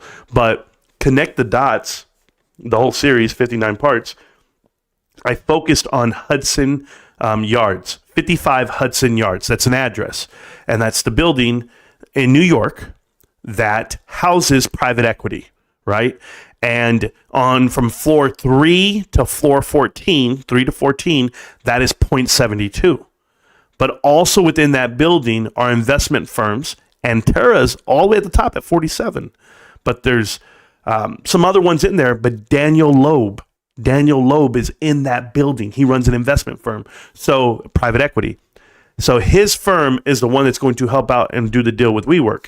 This is why I tell you they just help each other. They're just passing it around. So to know that it came from 55 yards, well, then I know what it's all about. So shout out to Steve Cohen and 0.72 and the boys out there running them, and the elite model crew. So there's the elite models guys. You guys know who they are? What's her name? Adriana Lima or something like that. A whole bunch of elite models are in that building, and they've been accused, not elite models, but their leadership has been accused of sex trafficking. I'm just telling you, accused, allegedly, that they do meet and greets for money with the socially elite, and these finance guys for money, $50,000, $30,000 to meet a good-looking lady. I don't know what's going down. It's in the court filings. I read the whole thing. But that's Hudson Yards 55. Go check it out, man. Connect the dots. It's real. So, and Josh is trying to figure it out. He tells me, okay, good. What's a Bluetooth? Who knows, bro? But yeah, because I can. I'm here with you, man. What do you have to say about that WeWork stuff? All right. So, during COVID, people lost their jobs. Self-included, stuff like that. Mm-hmm. So the thing is, I used to be I think I told you I used to sell comics and stuff like that. So yep. I got into the entrepreneur stuff, but sometimes, like, you're better at retail. So something is, when you sell everything, it's done. I'm not making the comics, so Right. So I went to these entrepreneur centers, like the WeWork kind. Yep. I Google every single office in the area. All of them were closed. All of them were dated years back. All of those share stuff were all closed. Yes. Yeah, because people are working from home. So, and they're not opening up as much. Any connect the dots about Amazon crushing Zulily? Man, we talked about it when Zulily went under a month and a half ago, whatever it was, when it was announcing it. They've had a change of leadership over there. And like I've said, when you give out the game plan, it's over. It's over. It's hard to compete with women's apparel and children's clothing when everything's coming to your door via Amazon. The unfortunate part is, if everyone's quitting physical, right? Everyone's quitting physical as far as, Walmart and Best Buy. So it leaves GameStop as the last man standing for physical gaming, physical entertainment, products, computer components. Sure. But if you could get it now, that's how you compete. The fact that GameStop has same-day delivery via Omni-channel, you have no idea what that does. I'll tell you guys what that does, okay? That means one freight, okay? One freight charge. You are taking your logistics, insourcing it to yourself, and you have a partnership with DoorDash. Great. The drivers are going to go pick up the product and deliver the product for you, but you're not paying storage. You're not paying for the fulfillment centers themselves. Those employees, the overhead for what they're doing is innovative. So there's another company out there that's coming out real soon. I believe they're called like Puff, something like that. Puff. They're the ones delivering liquor door to door. Wait till that gets passed in all the states, right? So I look at people who think outside the box, and right now GameStop's outside the box, guys. They're the only ones who are delivering within the same day product at the store. Therefore, your inventory at the store is going, because when you hit same day delivery and you're looking for a deal, just know this, guys. You're looking for a deal. You're going through the inventory of the stores that are near you. So the ones that they can get to you within the day, right? That helps, guys. That helps because it's the first thing pushed out your way. And you'll understand when it's all done. Guys, it's Bud's twin. Okay, I don't even know who that is, but I got you. Who is Rico knows? I have no idea, guys. So yeah, GameStop's light years ahead of the competition, and the reason why they're light years ahead. This is why nobody can compete. Okay, and I want people to know this. GameStop used their oversaturated retail footprint to their advantage. The stores they've been closing strategically allow them to have this ultra web over the whole United States. Their focus is domestic, period. They're not focused on overseas. That's why the majority of the store closures have happened overseas. That's why I tell people, don't give me that bullshit that they're closing every store out here, because I've seen it. But you'll see the profits, the margins go up at this point because we're not doing clearance items. I noticed it, guys. I go to GameStop every week, 3 different ones every week, like clockwork. And I go, oh my God, the clearance section is so small. That means they negotiated spoils and returns, and they're shipping out products somehow, some way.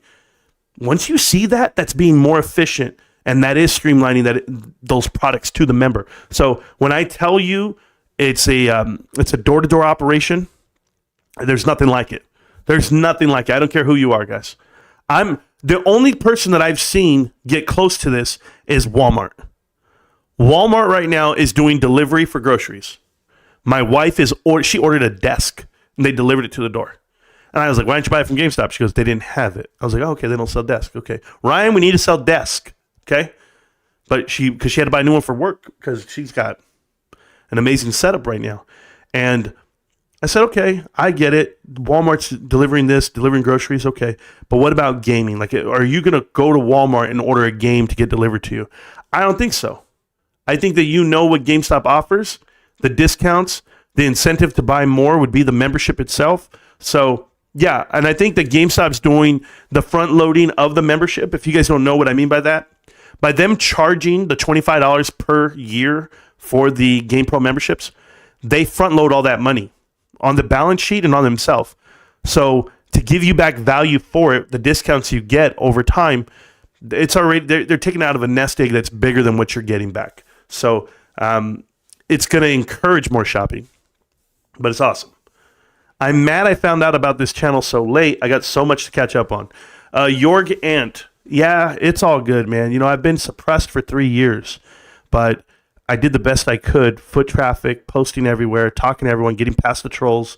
It's been a work of love. And I think that's where my passion is. My passion is here on YouTube. The only thing I'm not the guy who's trying to stretch myself over to Twitch, and because it's not me.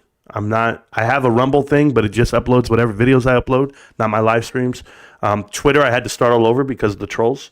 So I had 5,000 followers, and now I'm back up to like almost 2,000, something like that.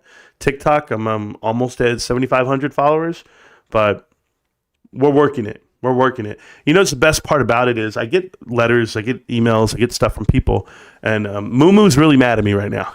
I gave Moomoo a price.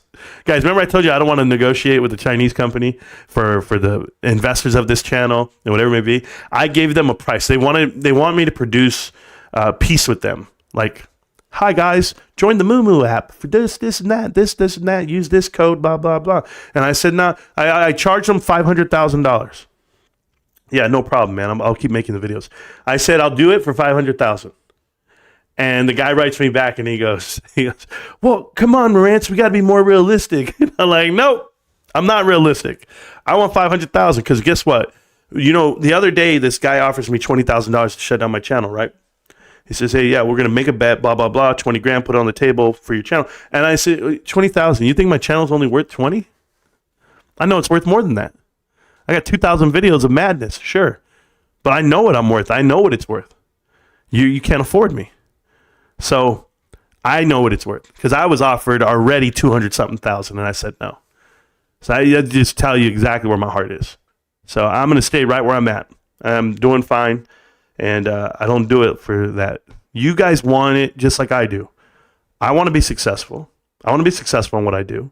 I want the information to be correct. I want the presentation to be professional enough to where people come back. Yeah, I'm entertaining. I got the comedy shit going. What was that last live stream, guys?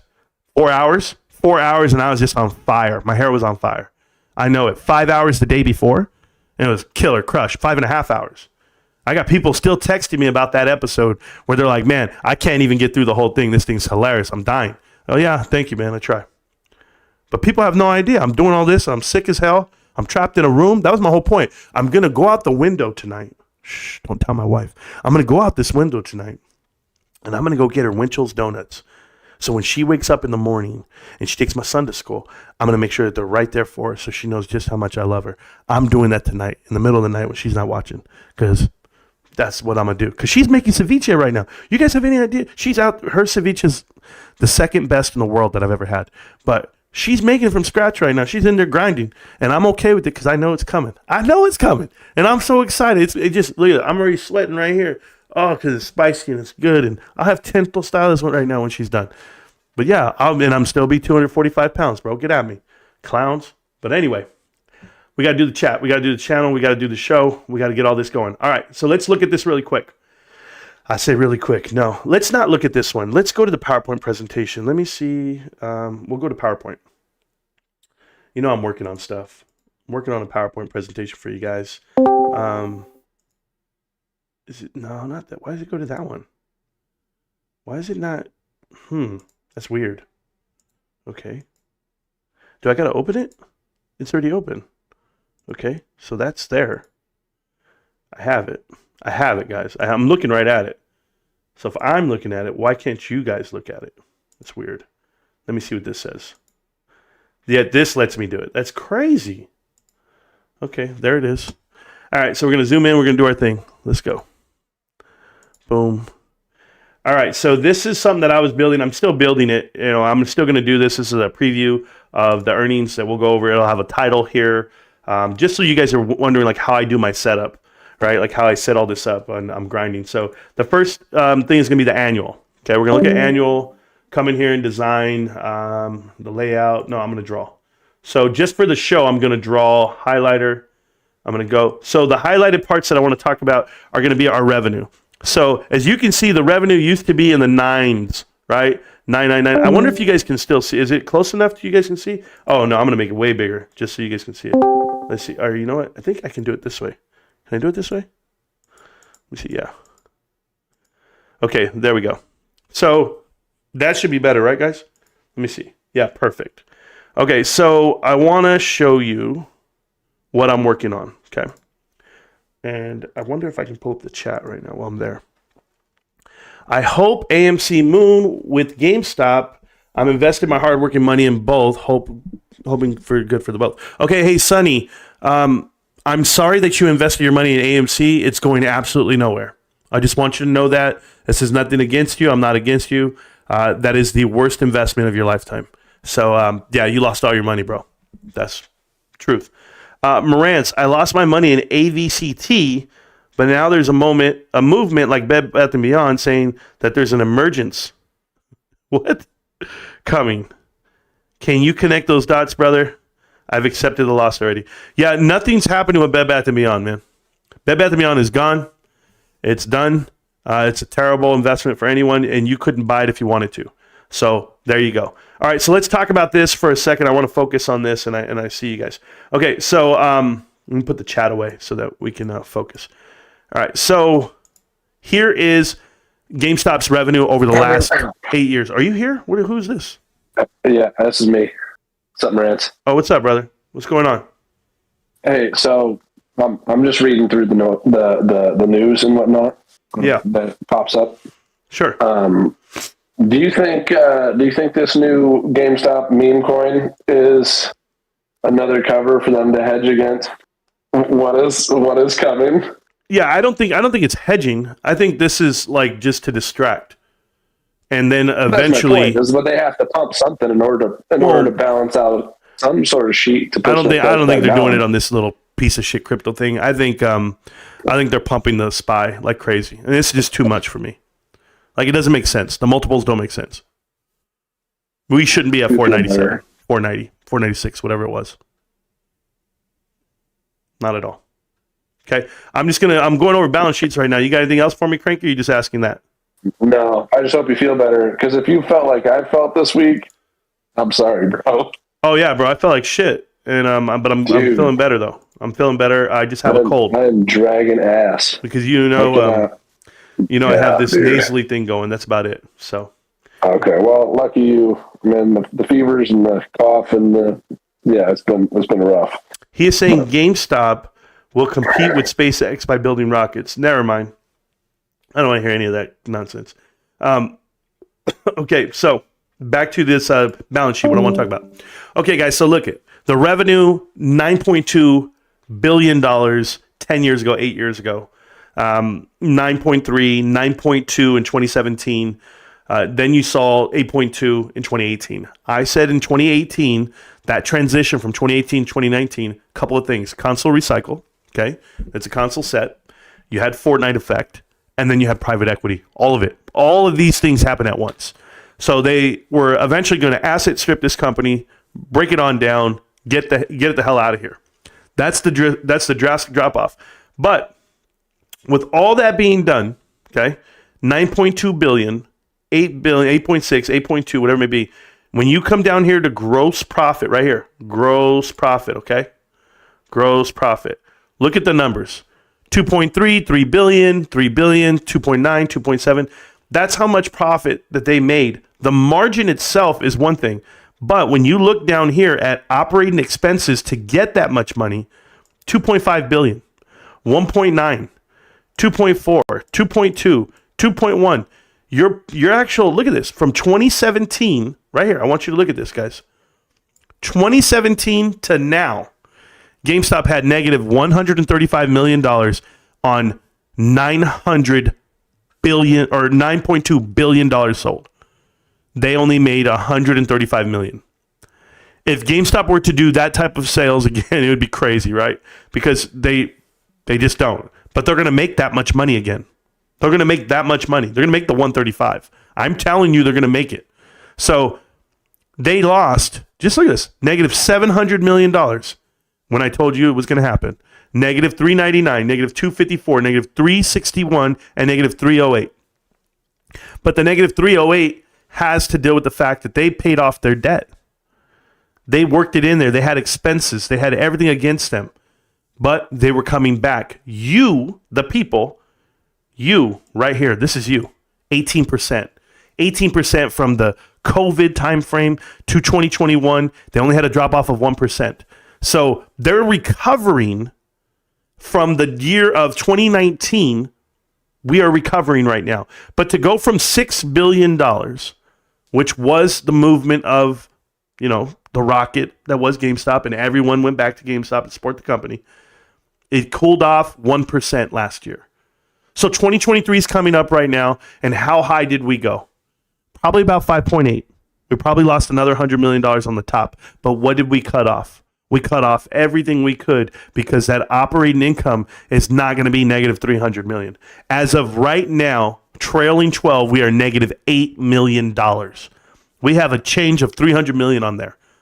But we have profit coming, and a lot of it. It's not going to be $33 million like Wall Street's telling you. I'm telling you, it's not going to be that. And I have the metric to show it to you just so that we're clear.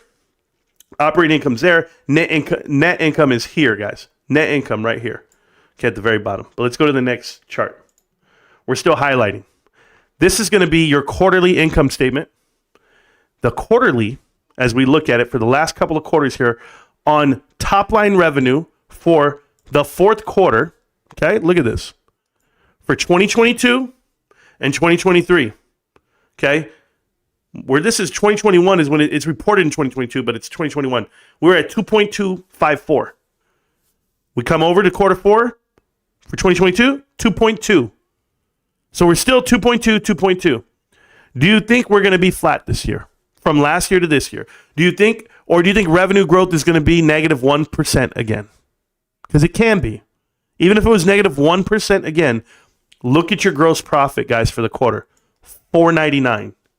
So if we can bring in gross profit of $499, and guess what that comes out to?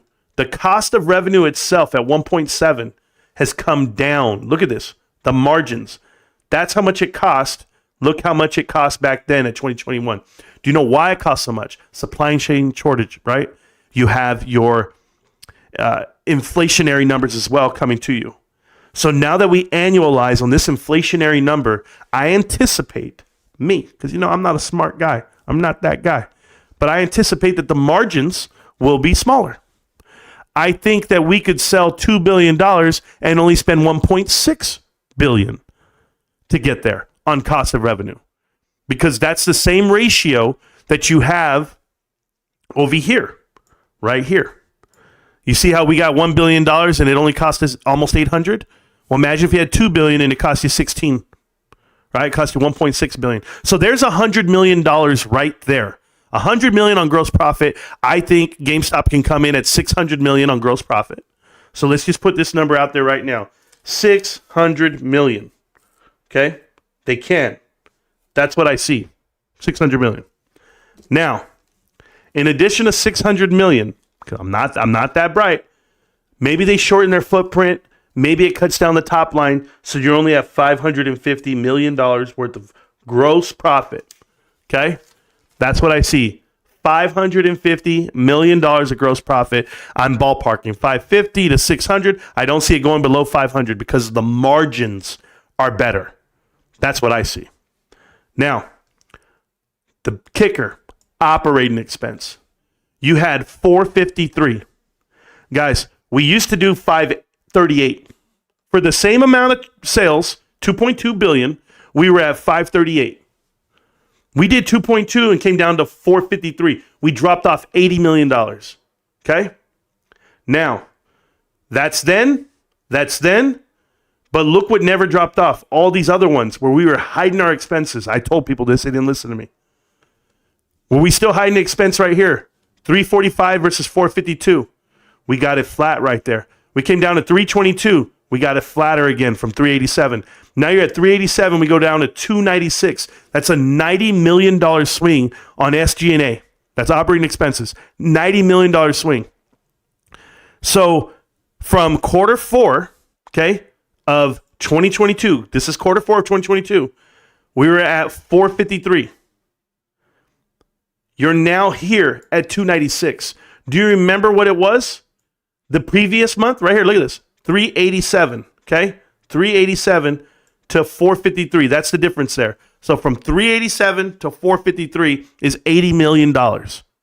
I can ballpark it and say it's 60 million. I'll just be like, I'll go the other 70 million, whatever. $70 million ballparking, okay? That's the difference from quarter three to quarter four, guys. 70 million.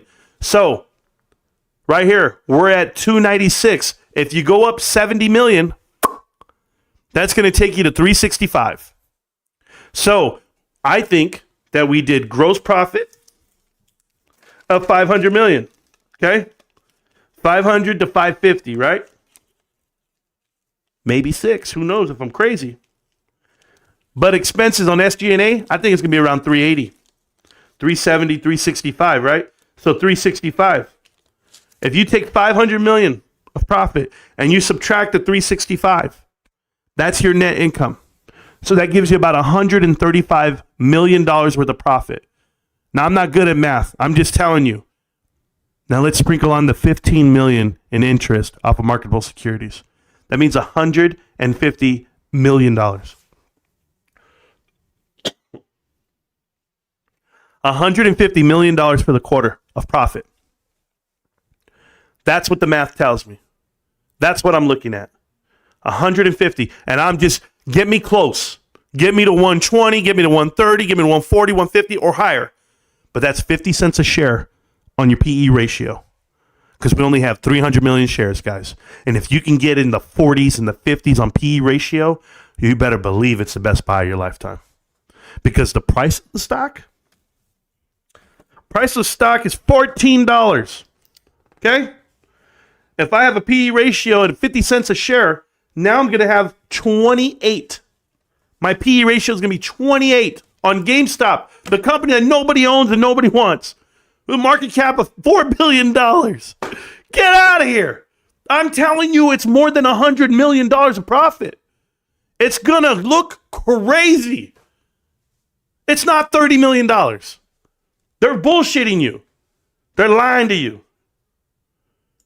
It's $100-something million. I can't even tell it to you any other way.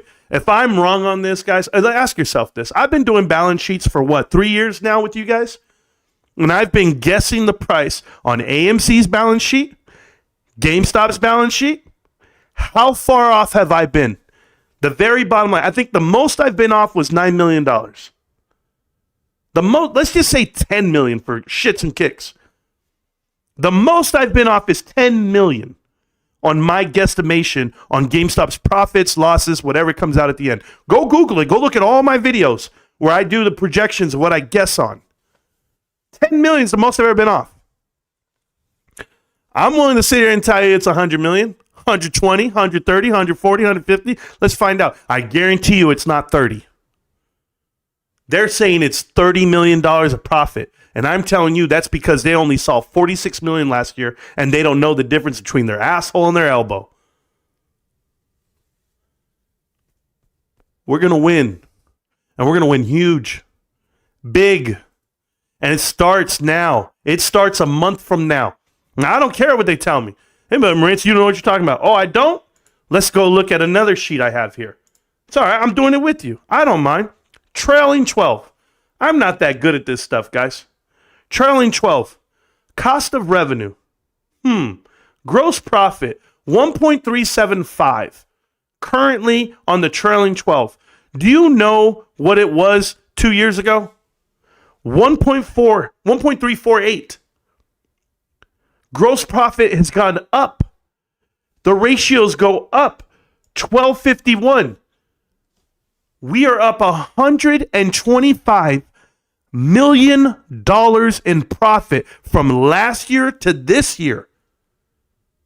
I promise you, the increase of profit, of gross profit, from swing to swing, from quarter to quarter, okay, quarter 3 to quarter 4 last year, the increase was $120 million. Oh, I'm sorry, I'm at quarter 4 right now. Are you going to give me 120 plus? Because I told you I'm looking for 120, right? I'm looking for 140, 150.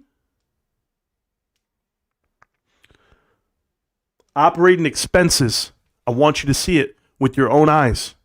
Operating expenses last year, 1.767 on trailing 12. 1.681 right here. 1.57. We're at 1.418. It's supposed to go up on your trailing 12 when December hits, when this quarter 4 hits. It's supposed to go up. It went down. What do you think is going to happen here? I told you, that's what I said. I said this a year ago. I said if GameStop comes in at $1.5 billion on SG&A for the year,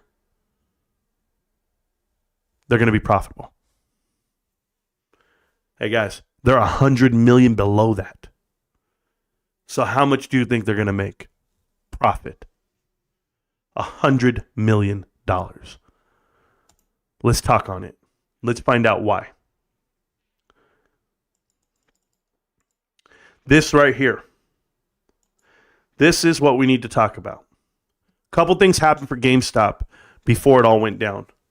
First thing that happened here was they have over 2,600 leases up for renewal from 2023 and 2024 right now. 2,600 leases. That is over half of their company. This is the moment right now where they transition and get lighter on their feet, but get better at what they do. This is it, guys. You're living in this moment. You're buying at the best time possible. I'm the only guy that's going to tell you, because everyone's going to tell you it's bullshit. Oh, they suck. They got to cut their legs off despite their body weight. It's like, oh, you lost 20 pounds, but you cut off all your legs. No, that's not what they're doing. They're just getting fit as shit. They're going Goggins on you guys. They're losing 90 pounds in 90 days. That's what you're about to see with GameStop. It's about to be so ridiculous.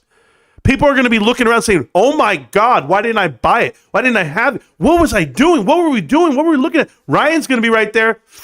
This is why I'm the CEO now. Ryan knew he had to wait out a couple of things they did. He let Matthew Furlong win the job. Ryan was still on vacation. Ryan was still buying shares. He wasn't in the office working just yet. But now he's on the job for 133 days as of today. And he's already changed the way this company is going to run. Now look at what they did. This is bad math here. In 2020, when the enemies are at the gate. In 2020, they sold and leased back. They sold and leased back in Australia as well, and Ontario, Canada. Unaffiliated third party. I wonder who. But as of January 28, 2023, we own 3 and leased 14 offices. I want you guys to understand why they don't need the fulfillment centers, because they have 3,000 of them in America right now. 2,900 and some change, whatever it is. Every single store is a fulfillment center. They closed off their 2 biggest pieces right here. York, Pennsylvania, and Shepherdsville, Kentucky, they got rid of. They're gone. They're closing. So when you see York getting shut down come March, which they are, That's another cut to the balance sheet, guys. So whatever number you see right now in quarter four, remember I told you when I'll stop investing in the GameStop, or when I'll start thinking about what's the price? When the story ends. The story's just getting started. You're at the prelude. By the way, we're going to close this. We're going to do this. We're doing this. We're doing this. Now we start. We can't get this going, guys. I tell you, you can't train for a marathon until you start eating right and you lose a little bit of weight so it doesn't hurt your shins when you start running. So let's do the diet thing first. Then we'll start running. You got to walk before you run. The rewards, over 5.6 million paying pro members. 5.6 million and counting. And we'll keep that number going up.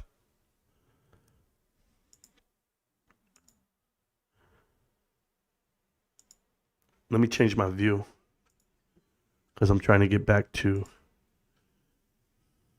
I don't know why it's acting crazy. Oh, there, I know why. Never mind. That, right there we go. Okay, so now I'm back to the online. I got to go read the chat. I haven't read the chat at all tonight. I feel guilty in a way. But I see you guys are fighting with people, so it's fine. Marantz, you rock, man. Can't stop, won't stop, GameStop. Thank you so much. Appreciate that, man. Sometimes the news tells me I should be grateful because the market is at all-time highs, but I say, why is food more expensive than pre-2018 levels? Yeah, I mean, I'm with you on that. Good evening. How you guys doing? Appreciate that. Thank you guys so much. Bro, who blocked me? I don't know. Nobody blocked you. You're good. That's Josh. Yeah. All right, so we're good. So you guys are reading. Cut the fat first. Exactly. That's the point.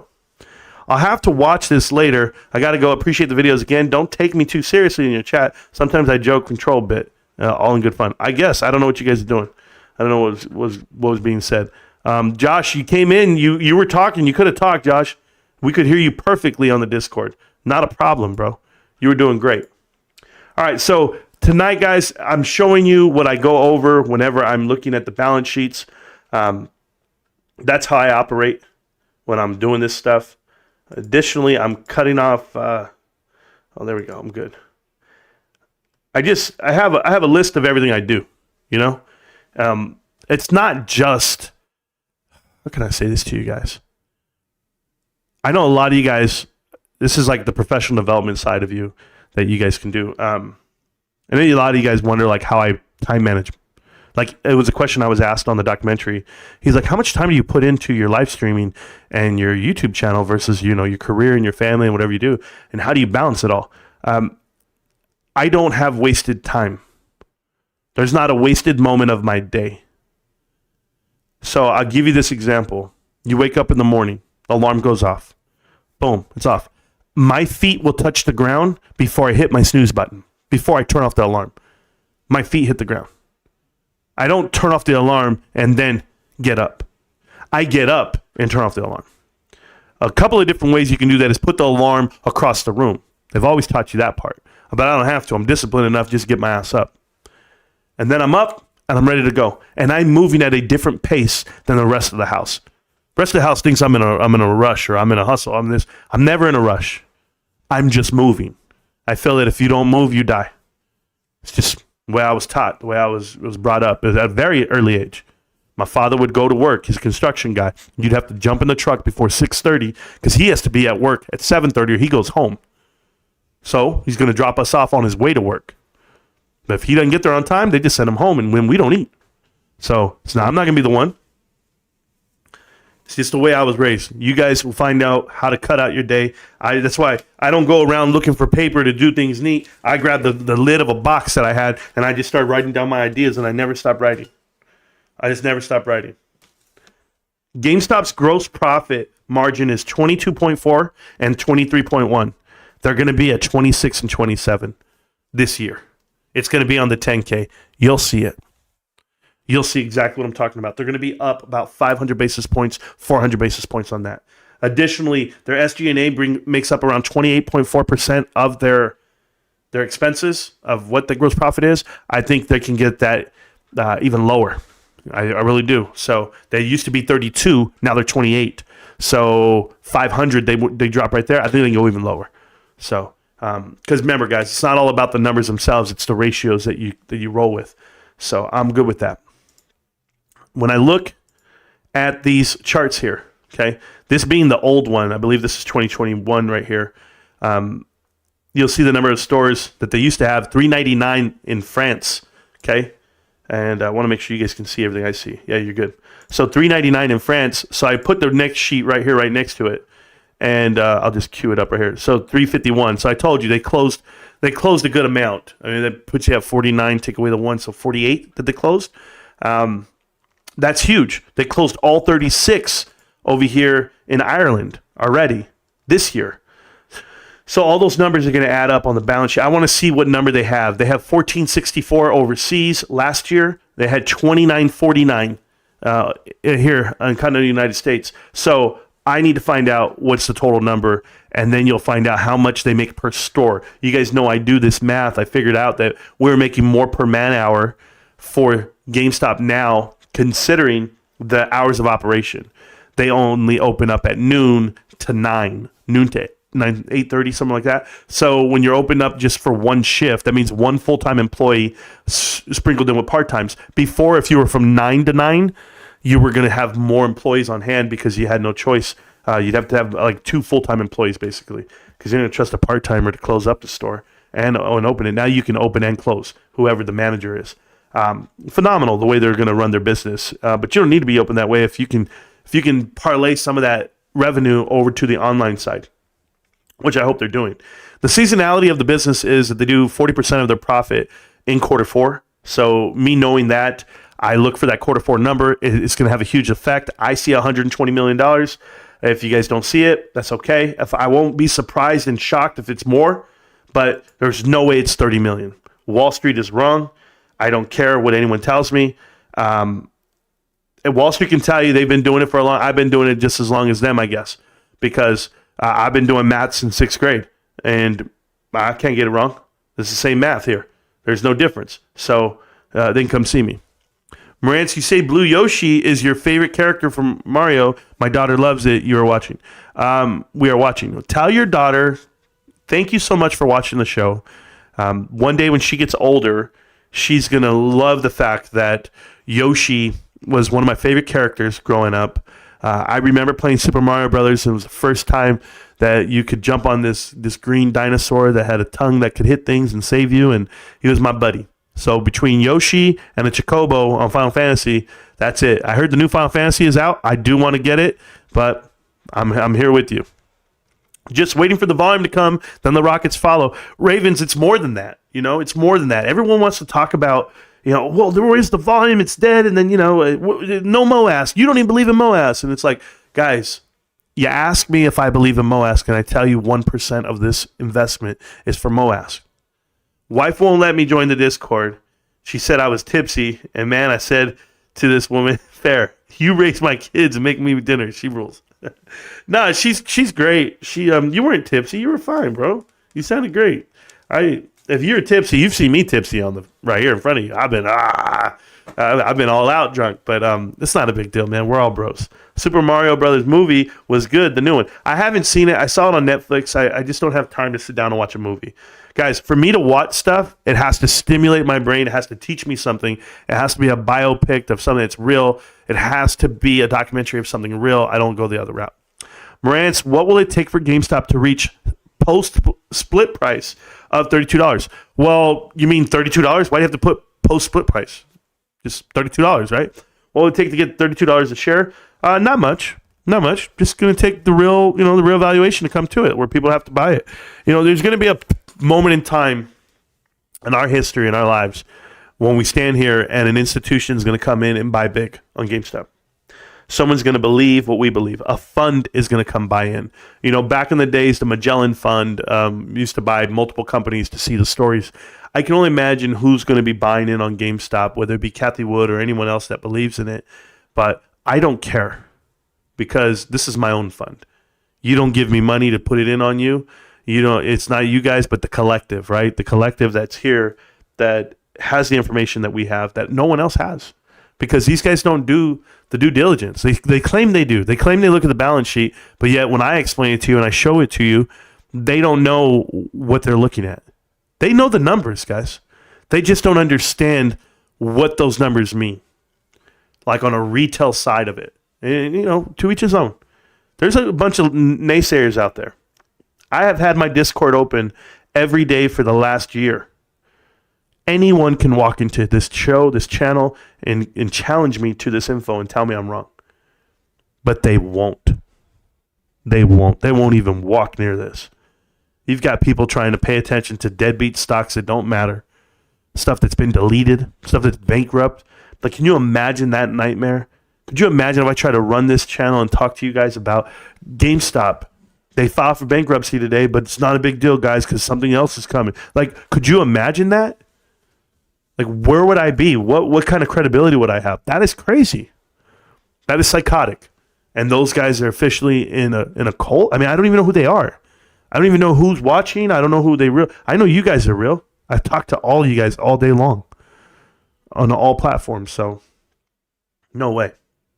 No way. Should I buy real estate or AMC stock? Jose, that's a really dumb question. You buy real estate every chance you get. AMC stock is the worst investment of your lifetime. Remind GME float again. Yeah, the float is 300 million shares. And we have never traded the full float in the past, well, officially 3 years almost now. We just don't trade the whole float.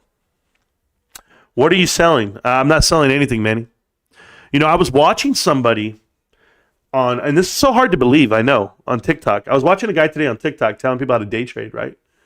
And I walked into the channel and I say, like, hey, man, like, how does it feel to know that, like, you're wrong? I just said it. And he was like, whoa, hey, you don't have to believe in it, but you could go click on the link and join the class. We have teaching models. We have this and that. And it was $75. $75. And I'm telling myself, like, who's buying this? Who's paying $75 to hear someone talk about something they had no idea what they were talking about? The guy's 22 years old and he's a day trader. Like, oh my God, he figured it out. How many markets has he lived through? How many ups and downs has he been through? You buy what you know, you hold it if the story still exists, and you live it. That's it. You support your investments. Do the best you can. Yeah, lots of people. Well, guess what, Manny? And I'm with you on that, but here's the problem. I don't sell anything. I don't sell a single product, man. I give out so much information for free.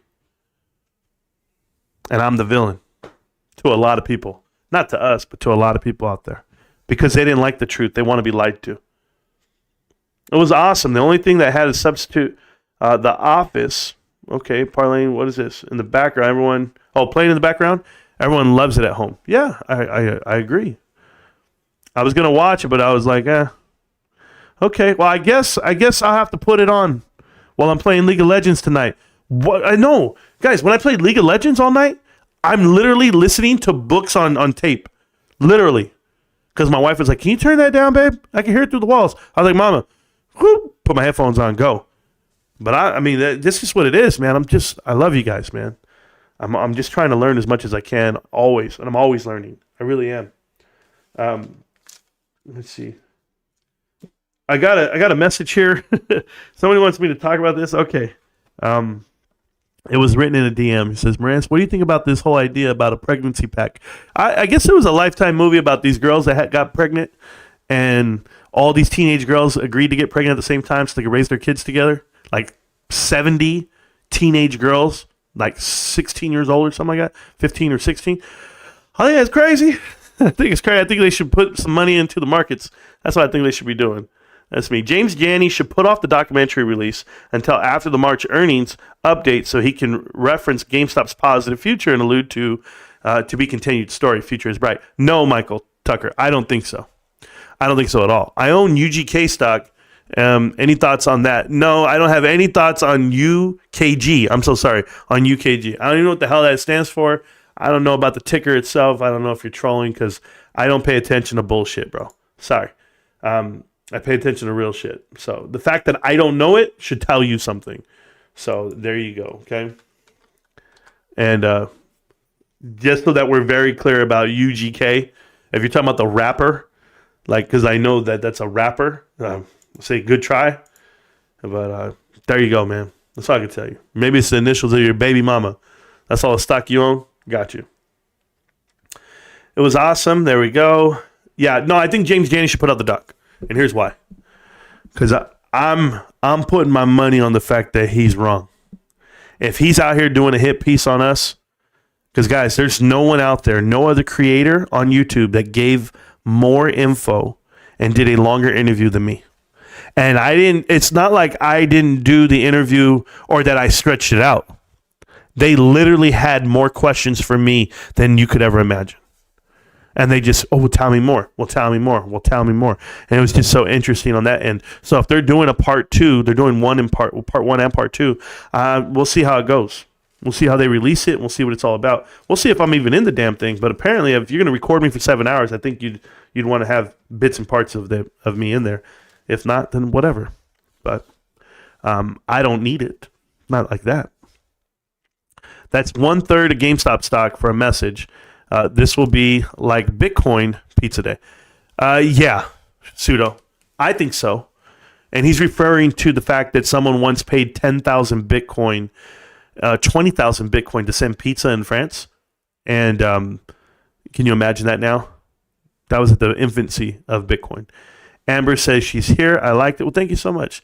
10 to 20x over 5 to 10 years is a fundamental evolution growth MOAS on GameStop regardless of any squeeze, guys.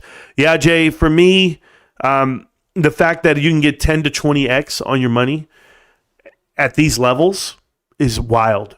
Absolutely wild, because by 5 to 10 years from now, I will have an amazing amount of shares. Like, for every share you're buying every day, you're going to forget just how you got from one level of owning shares all the way to the next. Like, I hit a plateau in December that I was like, wow, I have that many, and 51. And then I'm going to hit another plateau by the end of this month. And I'm like, because the money's just rolling and I'm doing it right. So I bet you some type of interested party is pushing him to release it before earnings so they can have a reason to buy the dip or to dip it. Yeah, I don't know. I don't go that far into the conspiracy that way, Roaring Titties, because his process of creating documentaries, I don't know why it takes so long, like at this point, but he takes a long time. So if he projected out for March, there has to be a reason, sure, but I don't know about doing it earlier than that. I just put it on. Well, there you go. If GameStop goes to 50, we should mud wrestle. Kyle, you've been asking to rub oil on my nipples. You've been asking to touch me. I don't have a problem with you touching me, bro. At $50, I'd be very happy. You know, you look at Palantir right now. Palantir finally showed profits. And because they showed profits, their stock went crazy, and they're eligible for the S&P 500. So when this all goes down, they already have a market cap of $40 or $50 billion. So GameStop just needs $40, and they're eligible for the S&P.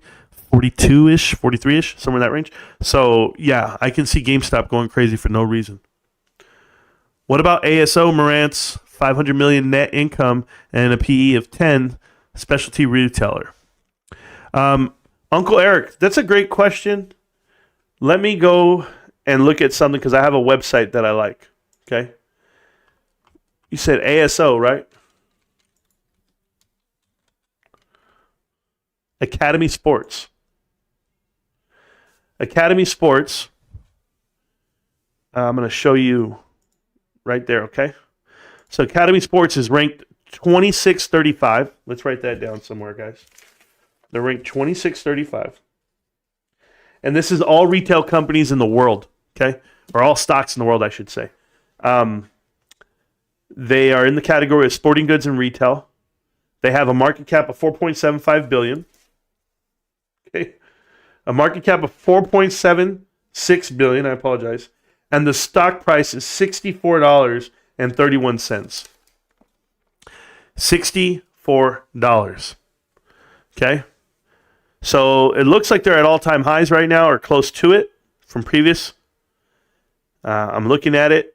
It doubled. It's growing. It's a growing stock. It's got some really good growth there.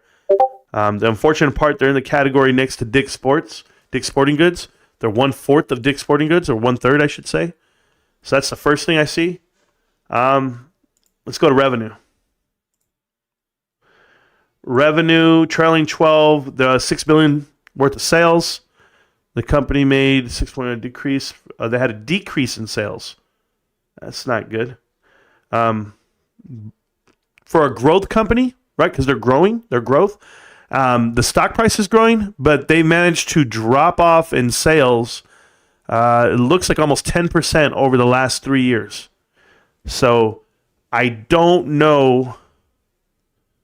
Yeah, that's weird because it's growth, right? So why are you dropping off in sales? But I'll still play with it. Let's go to earnings. So their profit, their actual earnings are down as well. So their profits are coming down. 840 million is what I'm looking at. 700 million. So sorry. So $700 million worth of sales earnings. That's pretty good. Very good. 700 million. P/E ratio is low because they have good earnings. But let's go look at their total assets. So total assets are 4.92 billion. Pretty good. Liabilities 3. Oh yeah, this is good. Good so far. I don't know the story though. I gotta know the story. Oh, cash on hand, bro. $200 million. Yeah, they got no cash. What the hell happened here? So either they have a severe cash burn from 800 million to 200 million. They've lost $500 million. What was $600 million? They've got cash burn. Yeah. They went from 2.68 billion on total debt, and they're down to 1.8 billion. They have debt. Man, that's not good, bro.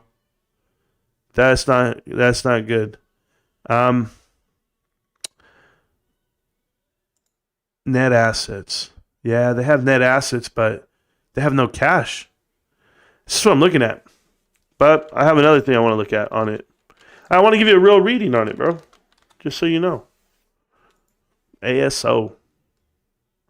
It didn't make sense to me to have all that cash burn if they're making money. Like, where's the cash? Like, you have to go read to see if they even have a, like, are they paying out the cash to executives? Like, how much do they get paid? Like, you got to know all this stuff, right? How much are they making? How much of this? You know, all that stuff. But I'll still play with you. I'm still playing with you right now. So let's go to financials. Okay. So right here, it's going to tell me everything I need to know. I go to quarterlies. I don't care about the year per se. I want quarterlies. So revenue is down, like I told you. Gross profit is down. $400 million. Cool. Operating expenses there. Boom, boom, boom. Their operating income, net income, $100 million. That's not bad in a quarter. That's really good. It's really good. Where is it at? What is the issue? I need to know what the issue is. Like, why do you only have $200 million cash? It makes zero sense to me. Inventory. Holy shit. They have $1.5 billion in inventory. Hold on. More than what they sell in a quarter. That's kind of scary, bro. They have more inventory than what they sell in a quarter. That's a problem. I mean, front-loading their inventory with all their cash.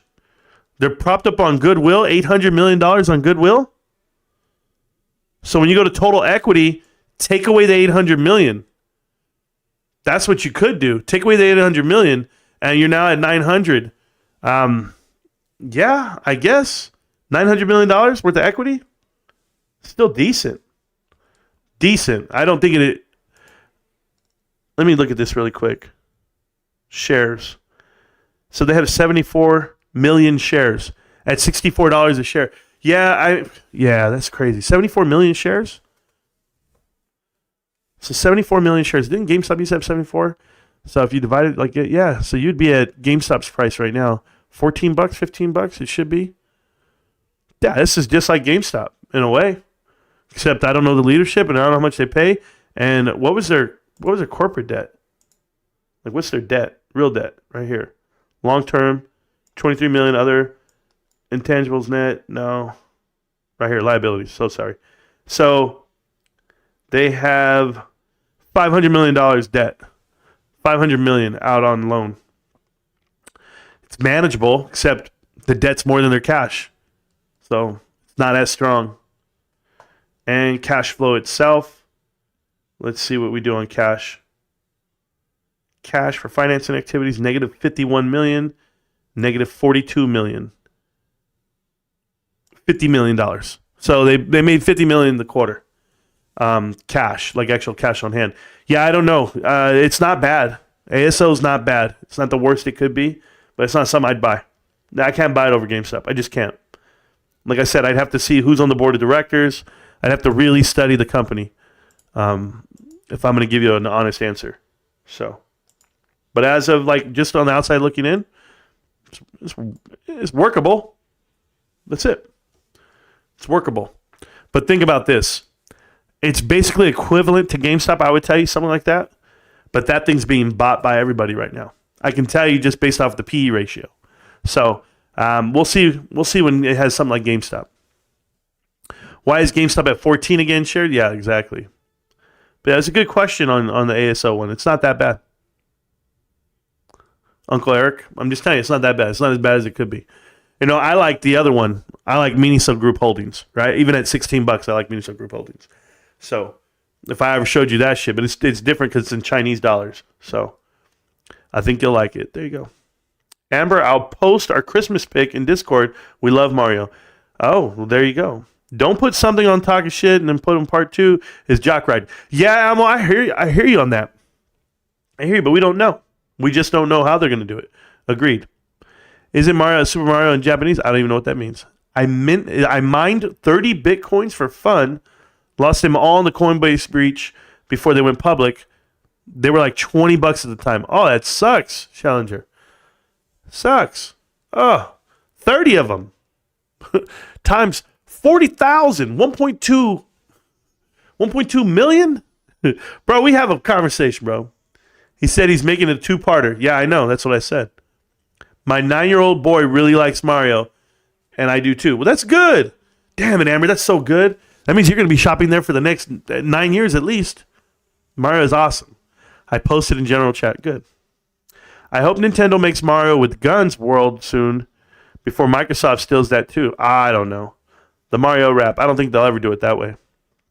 Sean Carter says, hey, Marantz, how's basketball going? Just got back from my daughter's basketball practice. Well, today was basketball practice, and I had to have a different coach go for me, my brother-in-law.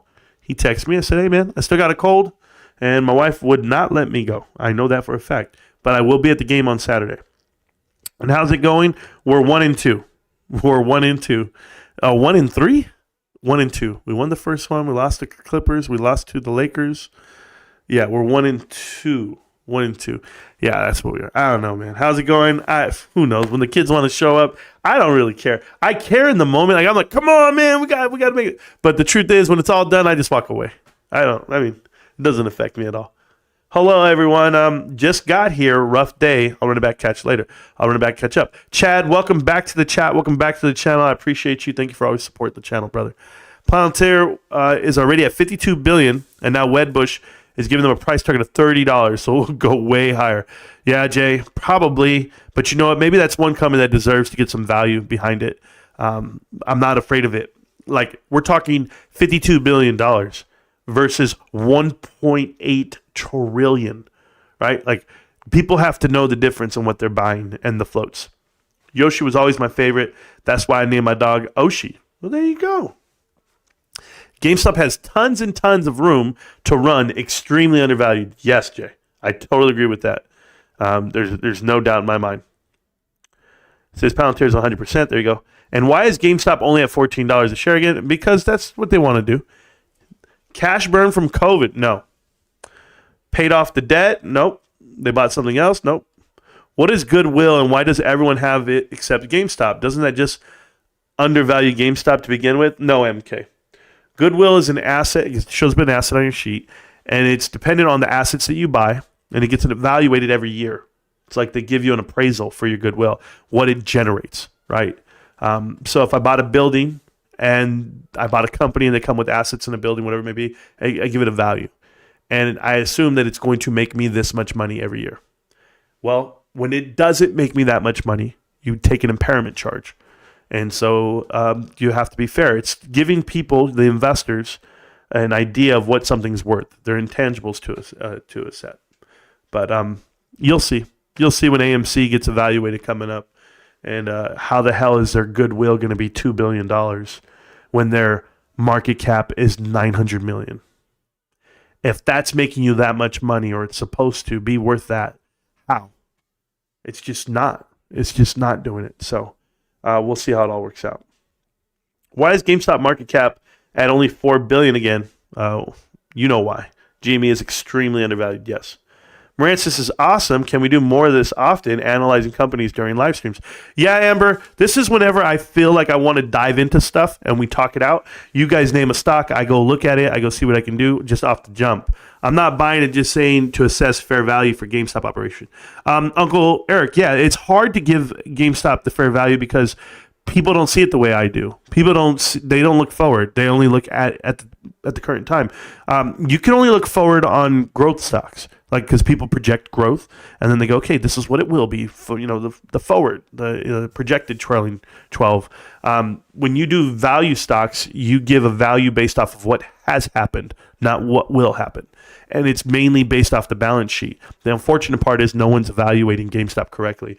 And it's at an all-time high assets versus liabilities in the company's history. So even when they did the $9 billion worth of top-line revenue, they were upside down on debt versus liabilities. They were primed for stripping.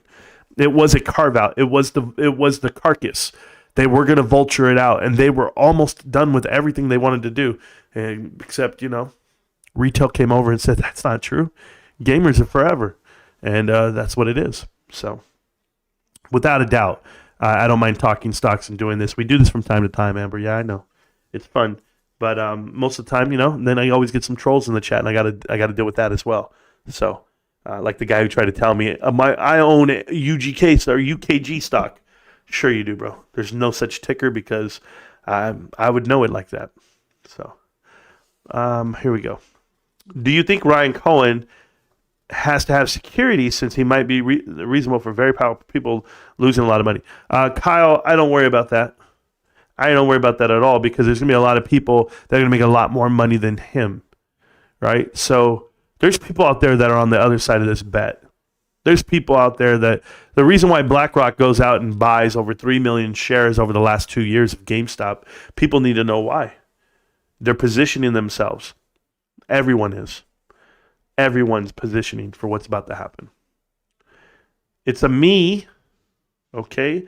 Oh, it's a me. Mario. This is a false translation of the Super Mario in Japanese, or something like Pac-Man. Okay. Mario doesn't speak Japanese in the games, even in Japan. That's so cool. He never has. Kyoto would know. There you go. I'm pretty sure every billionaire has secret detail. Yeah. Right? Or they should. Right? They should. But I don't know about every billionaire. But like, guys, I'm gonna have security. If I were to ever pop up, if it ever get me going, I'm up here like I'm 8 figures. I'd have security. Hell yeah. It'd probably be like one of my cousins who can't get a job. I'd be like, hey bro, just stand next to me and look important. All right, put a suit on, man, and I'm gonna let you drive, bro. But you better drive the speed limit, just like that. Pac-Mac is cool. I mean, what's it gonna cost me to move Almo over here to California and just say, Almo, we just hanging out together? Like, I would pay my boys to be with me. Like, why would you? Apparently, I'm going to cost the whole world some money in a good way. Marantz, people have recommended official crypto connected with GameStop, IMX, and LRC tokens. Do you know anything about this? Why would you stay away from this? Pseudo, who are the people that are recommending, these so-called people? And I would tell you right now, just like I've said it 3 years ago when I first made my first videos, I don't touch cryptocurrency anymore. I'm done with it. So even when IMX came out and LRC came out, I still didn't do anything. Josh, you come in and you leave. I don't get it, Josh. You were here. New JB on the Discord. You do not need to talk to him tonight. Yes, Christina. Yes, ma'am. She's the truth, bro. Christina reminds me a lot of my wife. I'm just going to tell you that right now. She's a supporter. She likes the show. She's down. But when she says something, that's it, and I respect it. Exactly. It's all done intentionally. Up and then down. Sure, yeah. But yeah, Pseudo, I don't listen to people. Like, I don't go with the crowd. They're all, you should be, it's connected with GameStop, the GME stop. What? Okay. Where's the press release from GameStop?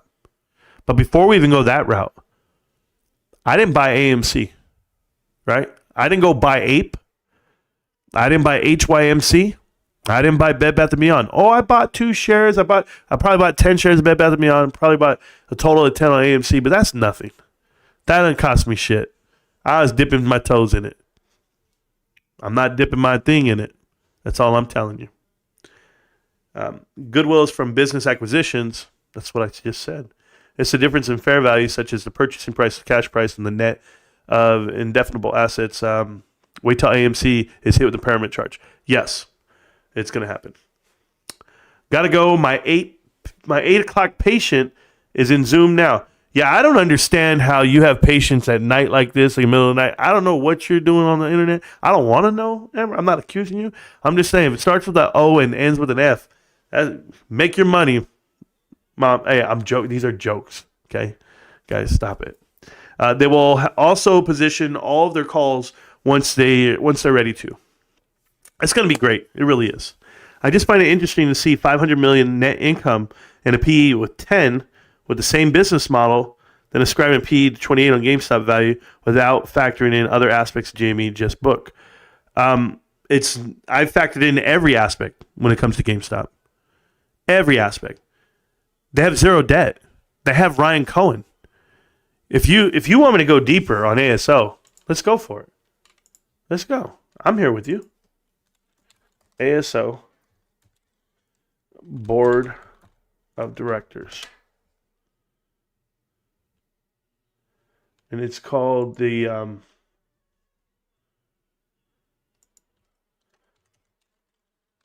like, you want the whole thing. I'll put it this way. The fact that I have to look it up tells me everything that we don't know about it. You're in a sector, just so that we're clear, that is in competition with Dick's Sporting Goods. That's a problem for me. Let's go to leadership. The CEO used to work for Foley's, used to work for JCPenney. Okay? Are you watching this right now? Can you see my screen? No? There you go. So, used to work for JCPenney, 12 years. Leadership roles. The next guy, H.H. Gregg Inc., which is retail as well. Not bad. I don't mind that. Small, what is this? Oh, Sears. Used to work for Sears. 20 years in leadership roles at Sears. Next guy. Belks. Worked at Belks. Good job. I don't mind Belks too much. I can get rid of it. Let's see. GMM of footwear for September. Senior, blah, blah, blah. What was that for? Oh, for this company itself. Golfsmith International. I don't know, maybe you heard about Golfsmith. Have you heard that yet? Do you remember that one? How about Sears? Do you know Sears? Bonton Department Stores. Do you know about Golfsmith? CEO named Sue Gove? Nope, maybe. You wanted me to go into it. I'll go into it. This guy right here, William Ennis, worked at Federated Department Stores. Federated, the same Federated that every Drexel, Burnham, Lambert, and Apollo have been invested with. Now, this one, Dollar General. I can't make this up for you. I can't tell you how bad it's about to be for everybody. Growth Capital Partners. How many board of directors do you need to see on a company that's about to be just pumped and dumped onto you from 2020 all the way to now. They've had a negative. They've been losing everything they had into it. And Inc. But I'll do you one better. I won't just stop there. We'll go Stephen Lawrence. This is how I do it, just so that we're clear. We'll just type them in, right? And we'll go look at them really quick. From Katy, Texas. What a good ass boy. You're doing great. So, how do you get the CEO? He's been there since 2019. From Chief Merchandising Officer. See this over here where he was for 3 years? Stages, Stores, JCPenney for 12 years. JC moved up at JCPenney's. Nine positions there. May Department Stores, 1990. Do you want to know what happened in 1990, May Department Stores? Do you know what happened in 1990 to 2000? Do you know how many bankruptcies that they filed?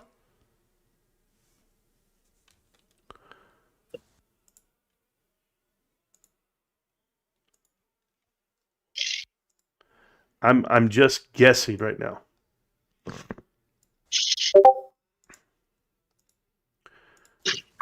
But I'm not good at this stuff, guys. You're adamant that it's just like GameStop. That's what you were telling me. That's why I said, oh no, we'll play the game.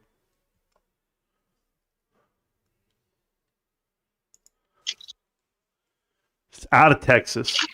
Perfect, right where he's from.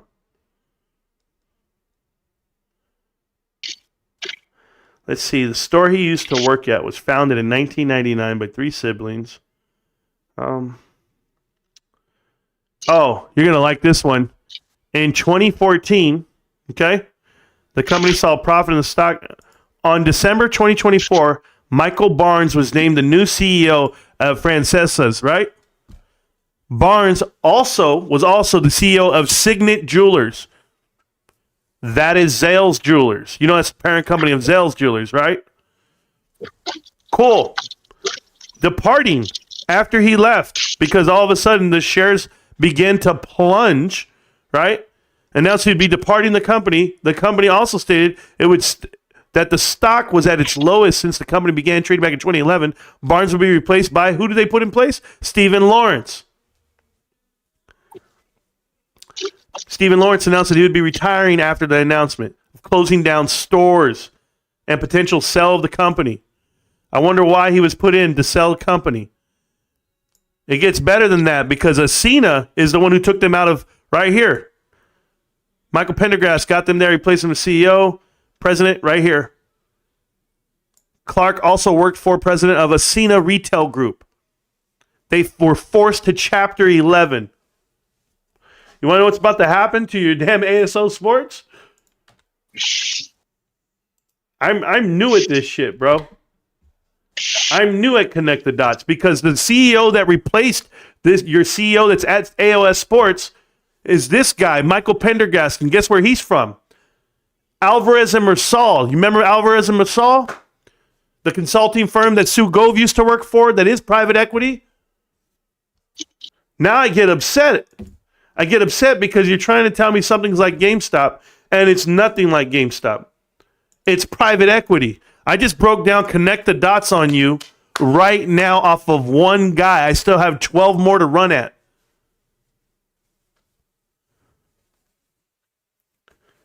Pumping up a company and showing you value. Then you strip it out and you get everything out of it. That's the track record of every single one of those executives on that squad there at ASO. That is not GameStop. That is not Ryan Cohen. That is not why you don't get $1 from me. I hope people are paying attention. I doubt people are paying attention. They're talking about kimchi. Thank you, Patrick Squires. Are you selling any? No, I'm not. Thank you, guys. Isn't that wild, though? I can do Connect the Dots right here in front of you, and you're still going to say the P ratio is low, and they looks just like GameStop. Nah, it's nowhere near GameStop, guys. I just showed you where he came from. He came from a company that went bankrupt, and they stripped it all the way down. He is a part of that as well, because he's been a part of that before. They put these guys in place. Look at the president, Samuel Johnson. You know how hard it's going to be to find another Samuel Johnson? Like, I don't even want to go look. I just know he's been a part 20 years at Sears. But, like, the one that's easy to find is going to be this guy. Watch right here. Is it this guy, McCabe? Is he the one that was from Federated? Golfsmith. Oh, he's from Golfsmith, so you know he's gone through the bankruptcy there, right? Bon-Ton department stores, same thing. Sears. This guy, I like to look at these guys. They're fun. William Bill Ennis. I've seen this guy before. Haven't I seen that name before? Oh, this is fun for me, guys. This is where I get all, this is me doing connect the dots in front of you, and I would be clipping and posting and grabbing, and I'd be doing all that stuff right now. But I'm just like, we're good. Let's see what this dude's all about. Macy's, Stage Stores. Oh, hey, how are you from Stage Stores too? Just like the CEO. You mean he brought his boy over with them? Oh, hell. Or did this guy was the original plant? Because he's been there since 2008. But look where he comes from, guys. Foley's, Macy's, and they don't even put Federated on there. They're afraid to even put Federated on there. Can you imagine? Let's go do that real quick. Watch this. I just feel like doing it just for, I do this for educational purposes.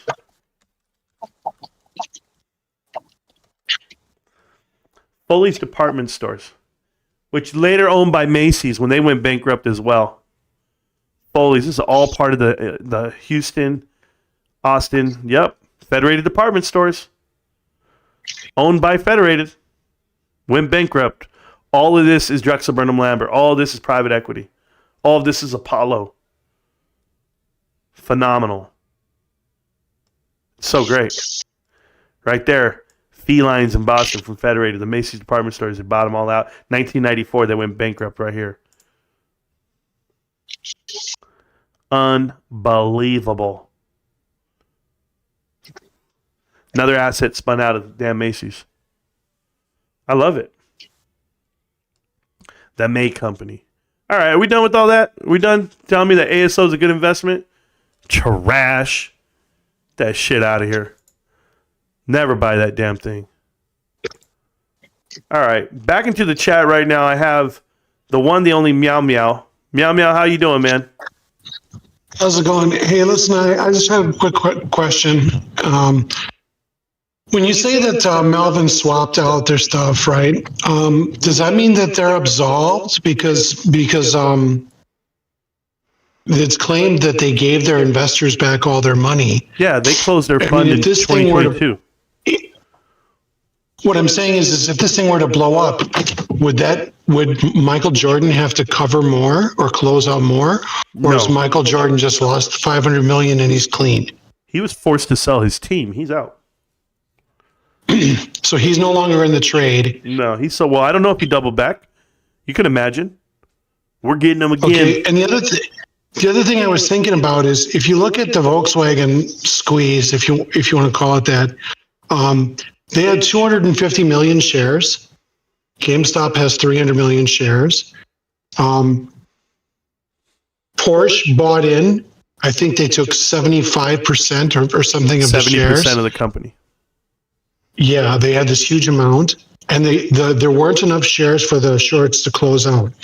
Now, with GameStop, you have Ryan Cohen buying in and retail, and they're in the same, it's almost a mirror image. Now, here's the thing. Porsche protected Volkswagen on that. So I understand. The stock went from $20 to $900. No one's going to protect these guys. Yeah. So what I'm saying is from my understanding, it was what I read. I read that it was at 200 euros at the beginning, and it's $1.58 per euro because the euro was strong against the dollar, and it went to $1,500 or 1,000 euros, and then Porsche helped the hedge funds out because there was a fear that the whole German market was going to go upside down. So they sold shares at a massive profit to these hedge funds, right? so that they could get out. And then the price dropped 58% within a day or something. My question for you is, wouldn't it be good if let's just hypothetically say something like that happened and the price got up to $1,000 a share? I believe you have said in the past that GameStop still has the right to issue shares. They do. Right? Yep. Imagine if it went to $1,000 a share and they said, okay, you guys are 60 million shares short right now at the minimum. We'll sell you 60 million shares at $1,000 a share, which would be $60 billion. Yeah. And put that in their assets. Wouldn't that be good for rather than killing the whole market? Yeah, so because the market could very easily handle $1,000 a share. Yeah, they can handle any number you come at, right? But that's assuming that it's only the 60 million that are short, right? We're just having that hypothetical conversation. But why do we have to pick a number that's so astronomical where people are like $1,000? Oh my God. Because people at that point would be, no one's going to, I'm just telling you this, guys, factually. It hits $500 a share. Half of you guys are going to shit your pants and sell. Because you guys will never even. I'm not. Oh, I know I'm not. I'm not selling. What I'm saying is if it goes to $1,000 a share, right, and they sell at a price that's way above and beyond the value of the company from a standpoint of the balance sheet and everything like that, and they get that $60 billion or $50 billion or $80 billion, and they put that on their books, that would bring the true value of the stock probably up around $300-400 a share, and from there they would build on from that. Well, I'm just wondering if maybe that's. I don't know what his play is, but I'm just telling you, he's not in this to sell. No, he is not in this for a squeeze. No, it's a $1 trillion holding company. You see. Here's what it is. People look at RC Ventures, okay? RC Ventures was built off the fact that he made money off of Chewy. He made money off of Apple. That's his investment firm. What he found out is he's got a league of people that are so dedicated, an allegiance, that they're not going to sell. So the value in this, when he shows you the net worth of what this can be and capitalizing at the end of what earnings are and what the movement can be, guys, he has 600, it's almost 700, almost 700 million shares available to sell. GameStop does. So you could pick a price of $100 and that's 70 billion, right? Like, you just have to know that they have the option at any time to cripple anyone against it. They have the ammunition, they have the ability, and they have you, they have me. That's the difference. Well, I would say this. We know for a fact that through non-disclosure agreements, the people that are short on the stock have been communicating with Ryan Cohen on getting out, him trying to get them out. There's no doubt in my mind. And the fact that nothing has happened, there's been no movement in the stock, means he's not willing to go with their low, ridiculous numbers they're probably throwing at him. They're probably saying about 25 a share. He's afforded all the runway, right? He has all the tread on the tires. He's so young. This is the best part about doing it this way. He is positioning himself to be, and I know he had this conversation with Carl Icahn. There's no doubt. It's like, hey, Carl, listen, all that money, you can't take it with you. Carl's going to die, okay? I'm sorry to tell it to you guys. Yeah, he's an old man. Charlie Munger couldn't take it with him. He can't take it with him. Are we going to hand this off to Ryan? Are we going to buy back in on the GameStop short and swing over this fortune to Ryan? Because Ryan's going to make this thing right. He's a man of morals, and he's proving that right now. He's willing to work it. He's willing to do it himself, willing to put his own hat on and be the guy. But his identity is GameStop, and it's going to be from now on. That's why it's the holding company. So people are not ready for what's coming, man. I love Cosmic Lightning Warrior, but his theory on $1 million a share or whatever, is theoretical at best. But I bake in the capitulation of the short position into the fundamentals of the company, because eventually they have to capitulate. And my hope is that there's a direct offering Yeah, where he forces them to pay. Let's just say it's 20% right now. You can't tell me 60 million shares against GameStop is never going to close. It has to close because this place is going. We're not going anywhere. They never closed the 200%, so we know it's way beyond that. Yeah. So what I'm saying is they could do 60 million shares, and they would still be leaving a huge number of short shares in the market, waiting to slowly push the stock up even further. And guess what? I'm here for it, guys, and I've been here for it. People have no idea what's coming our way. They don't. I just think that people should not be afraid if the direct offering phrase is brought up, because to me, that's the most brilliant move you could possibly do. Yeah, and I've said it. What he can do a couple of things. He can go long into their shorts. He can go short into their long. He can hurt whoever's trying to hurt us, the company itself. But the conspiracy theory out there is that people only invest for MOAS, and that is so wrong. And that's why I exist. That's why I wake up every day and I look at the balance sheets and I do all this and present it to you guys. The $1 billion cash on hand and the zero debt. The only other company I bought into was a Palantir, where I went in heavy. Yeah. But I sold my Palantir when it hit 20 because GameStop had gone down to 11, and I said, "Screw this." Yeah, no. I love Palantir's got a nice balance sheet too. Sure. Yeah, absolutely. Theirs is very healthy.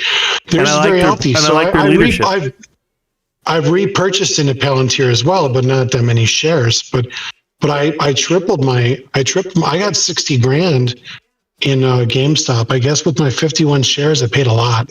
Yeah, you and I both. 3,000 a share. 51 shares 3,000 is going to get me there. Yeah, 51 shares is going to get me where I want to be. I want to make sure that I can pay off my house and have some walking money. So, no, guys, listen. Nobody can imagine what's about to happen, and you couldn't imagine it then. You can't imagine it now. But I just want to tell everybody, thank you so much. It is time for dinner, guys. I got to get it going. It's been 3 years. I got to go to Thank you so much. No, I really appreciate you, man. I do. Here's the other part I want to tell you guys in leaving, okay? Just so that we're clear.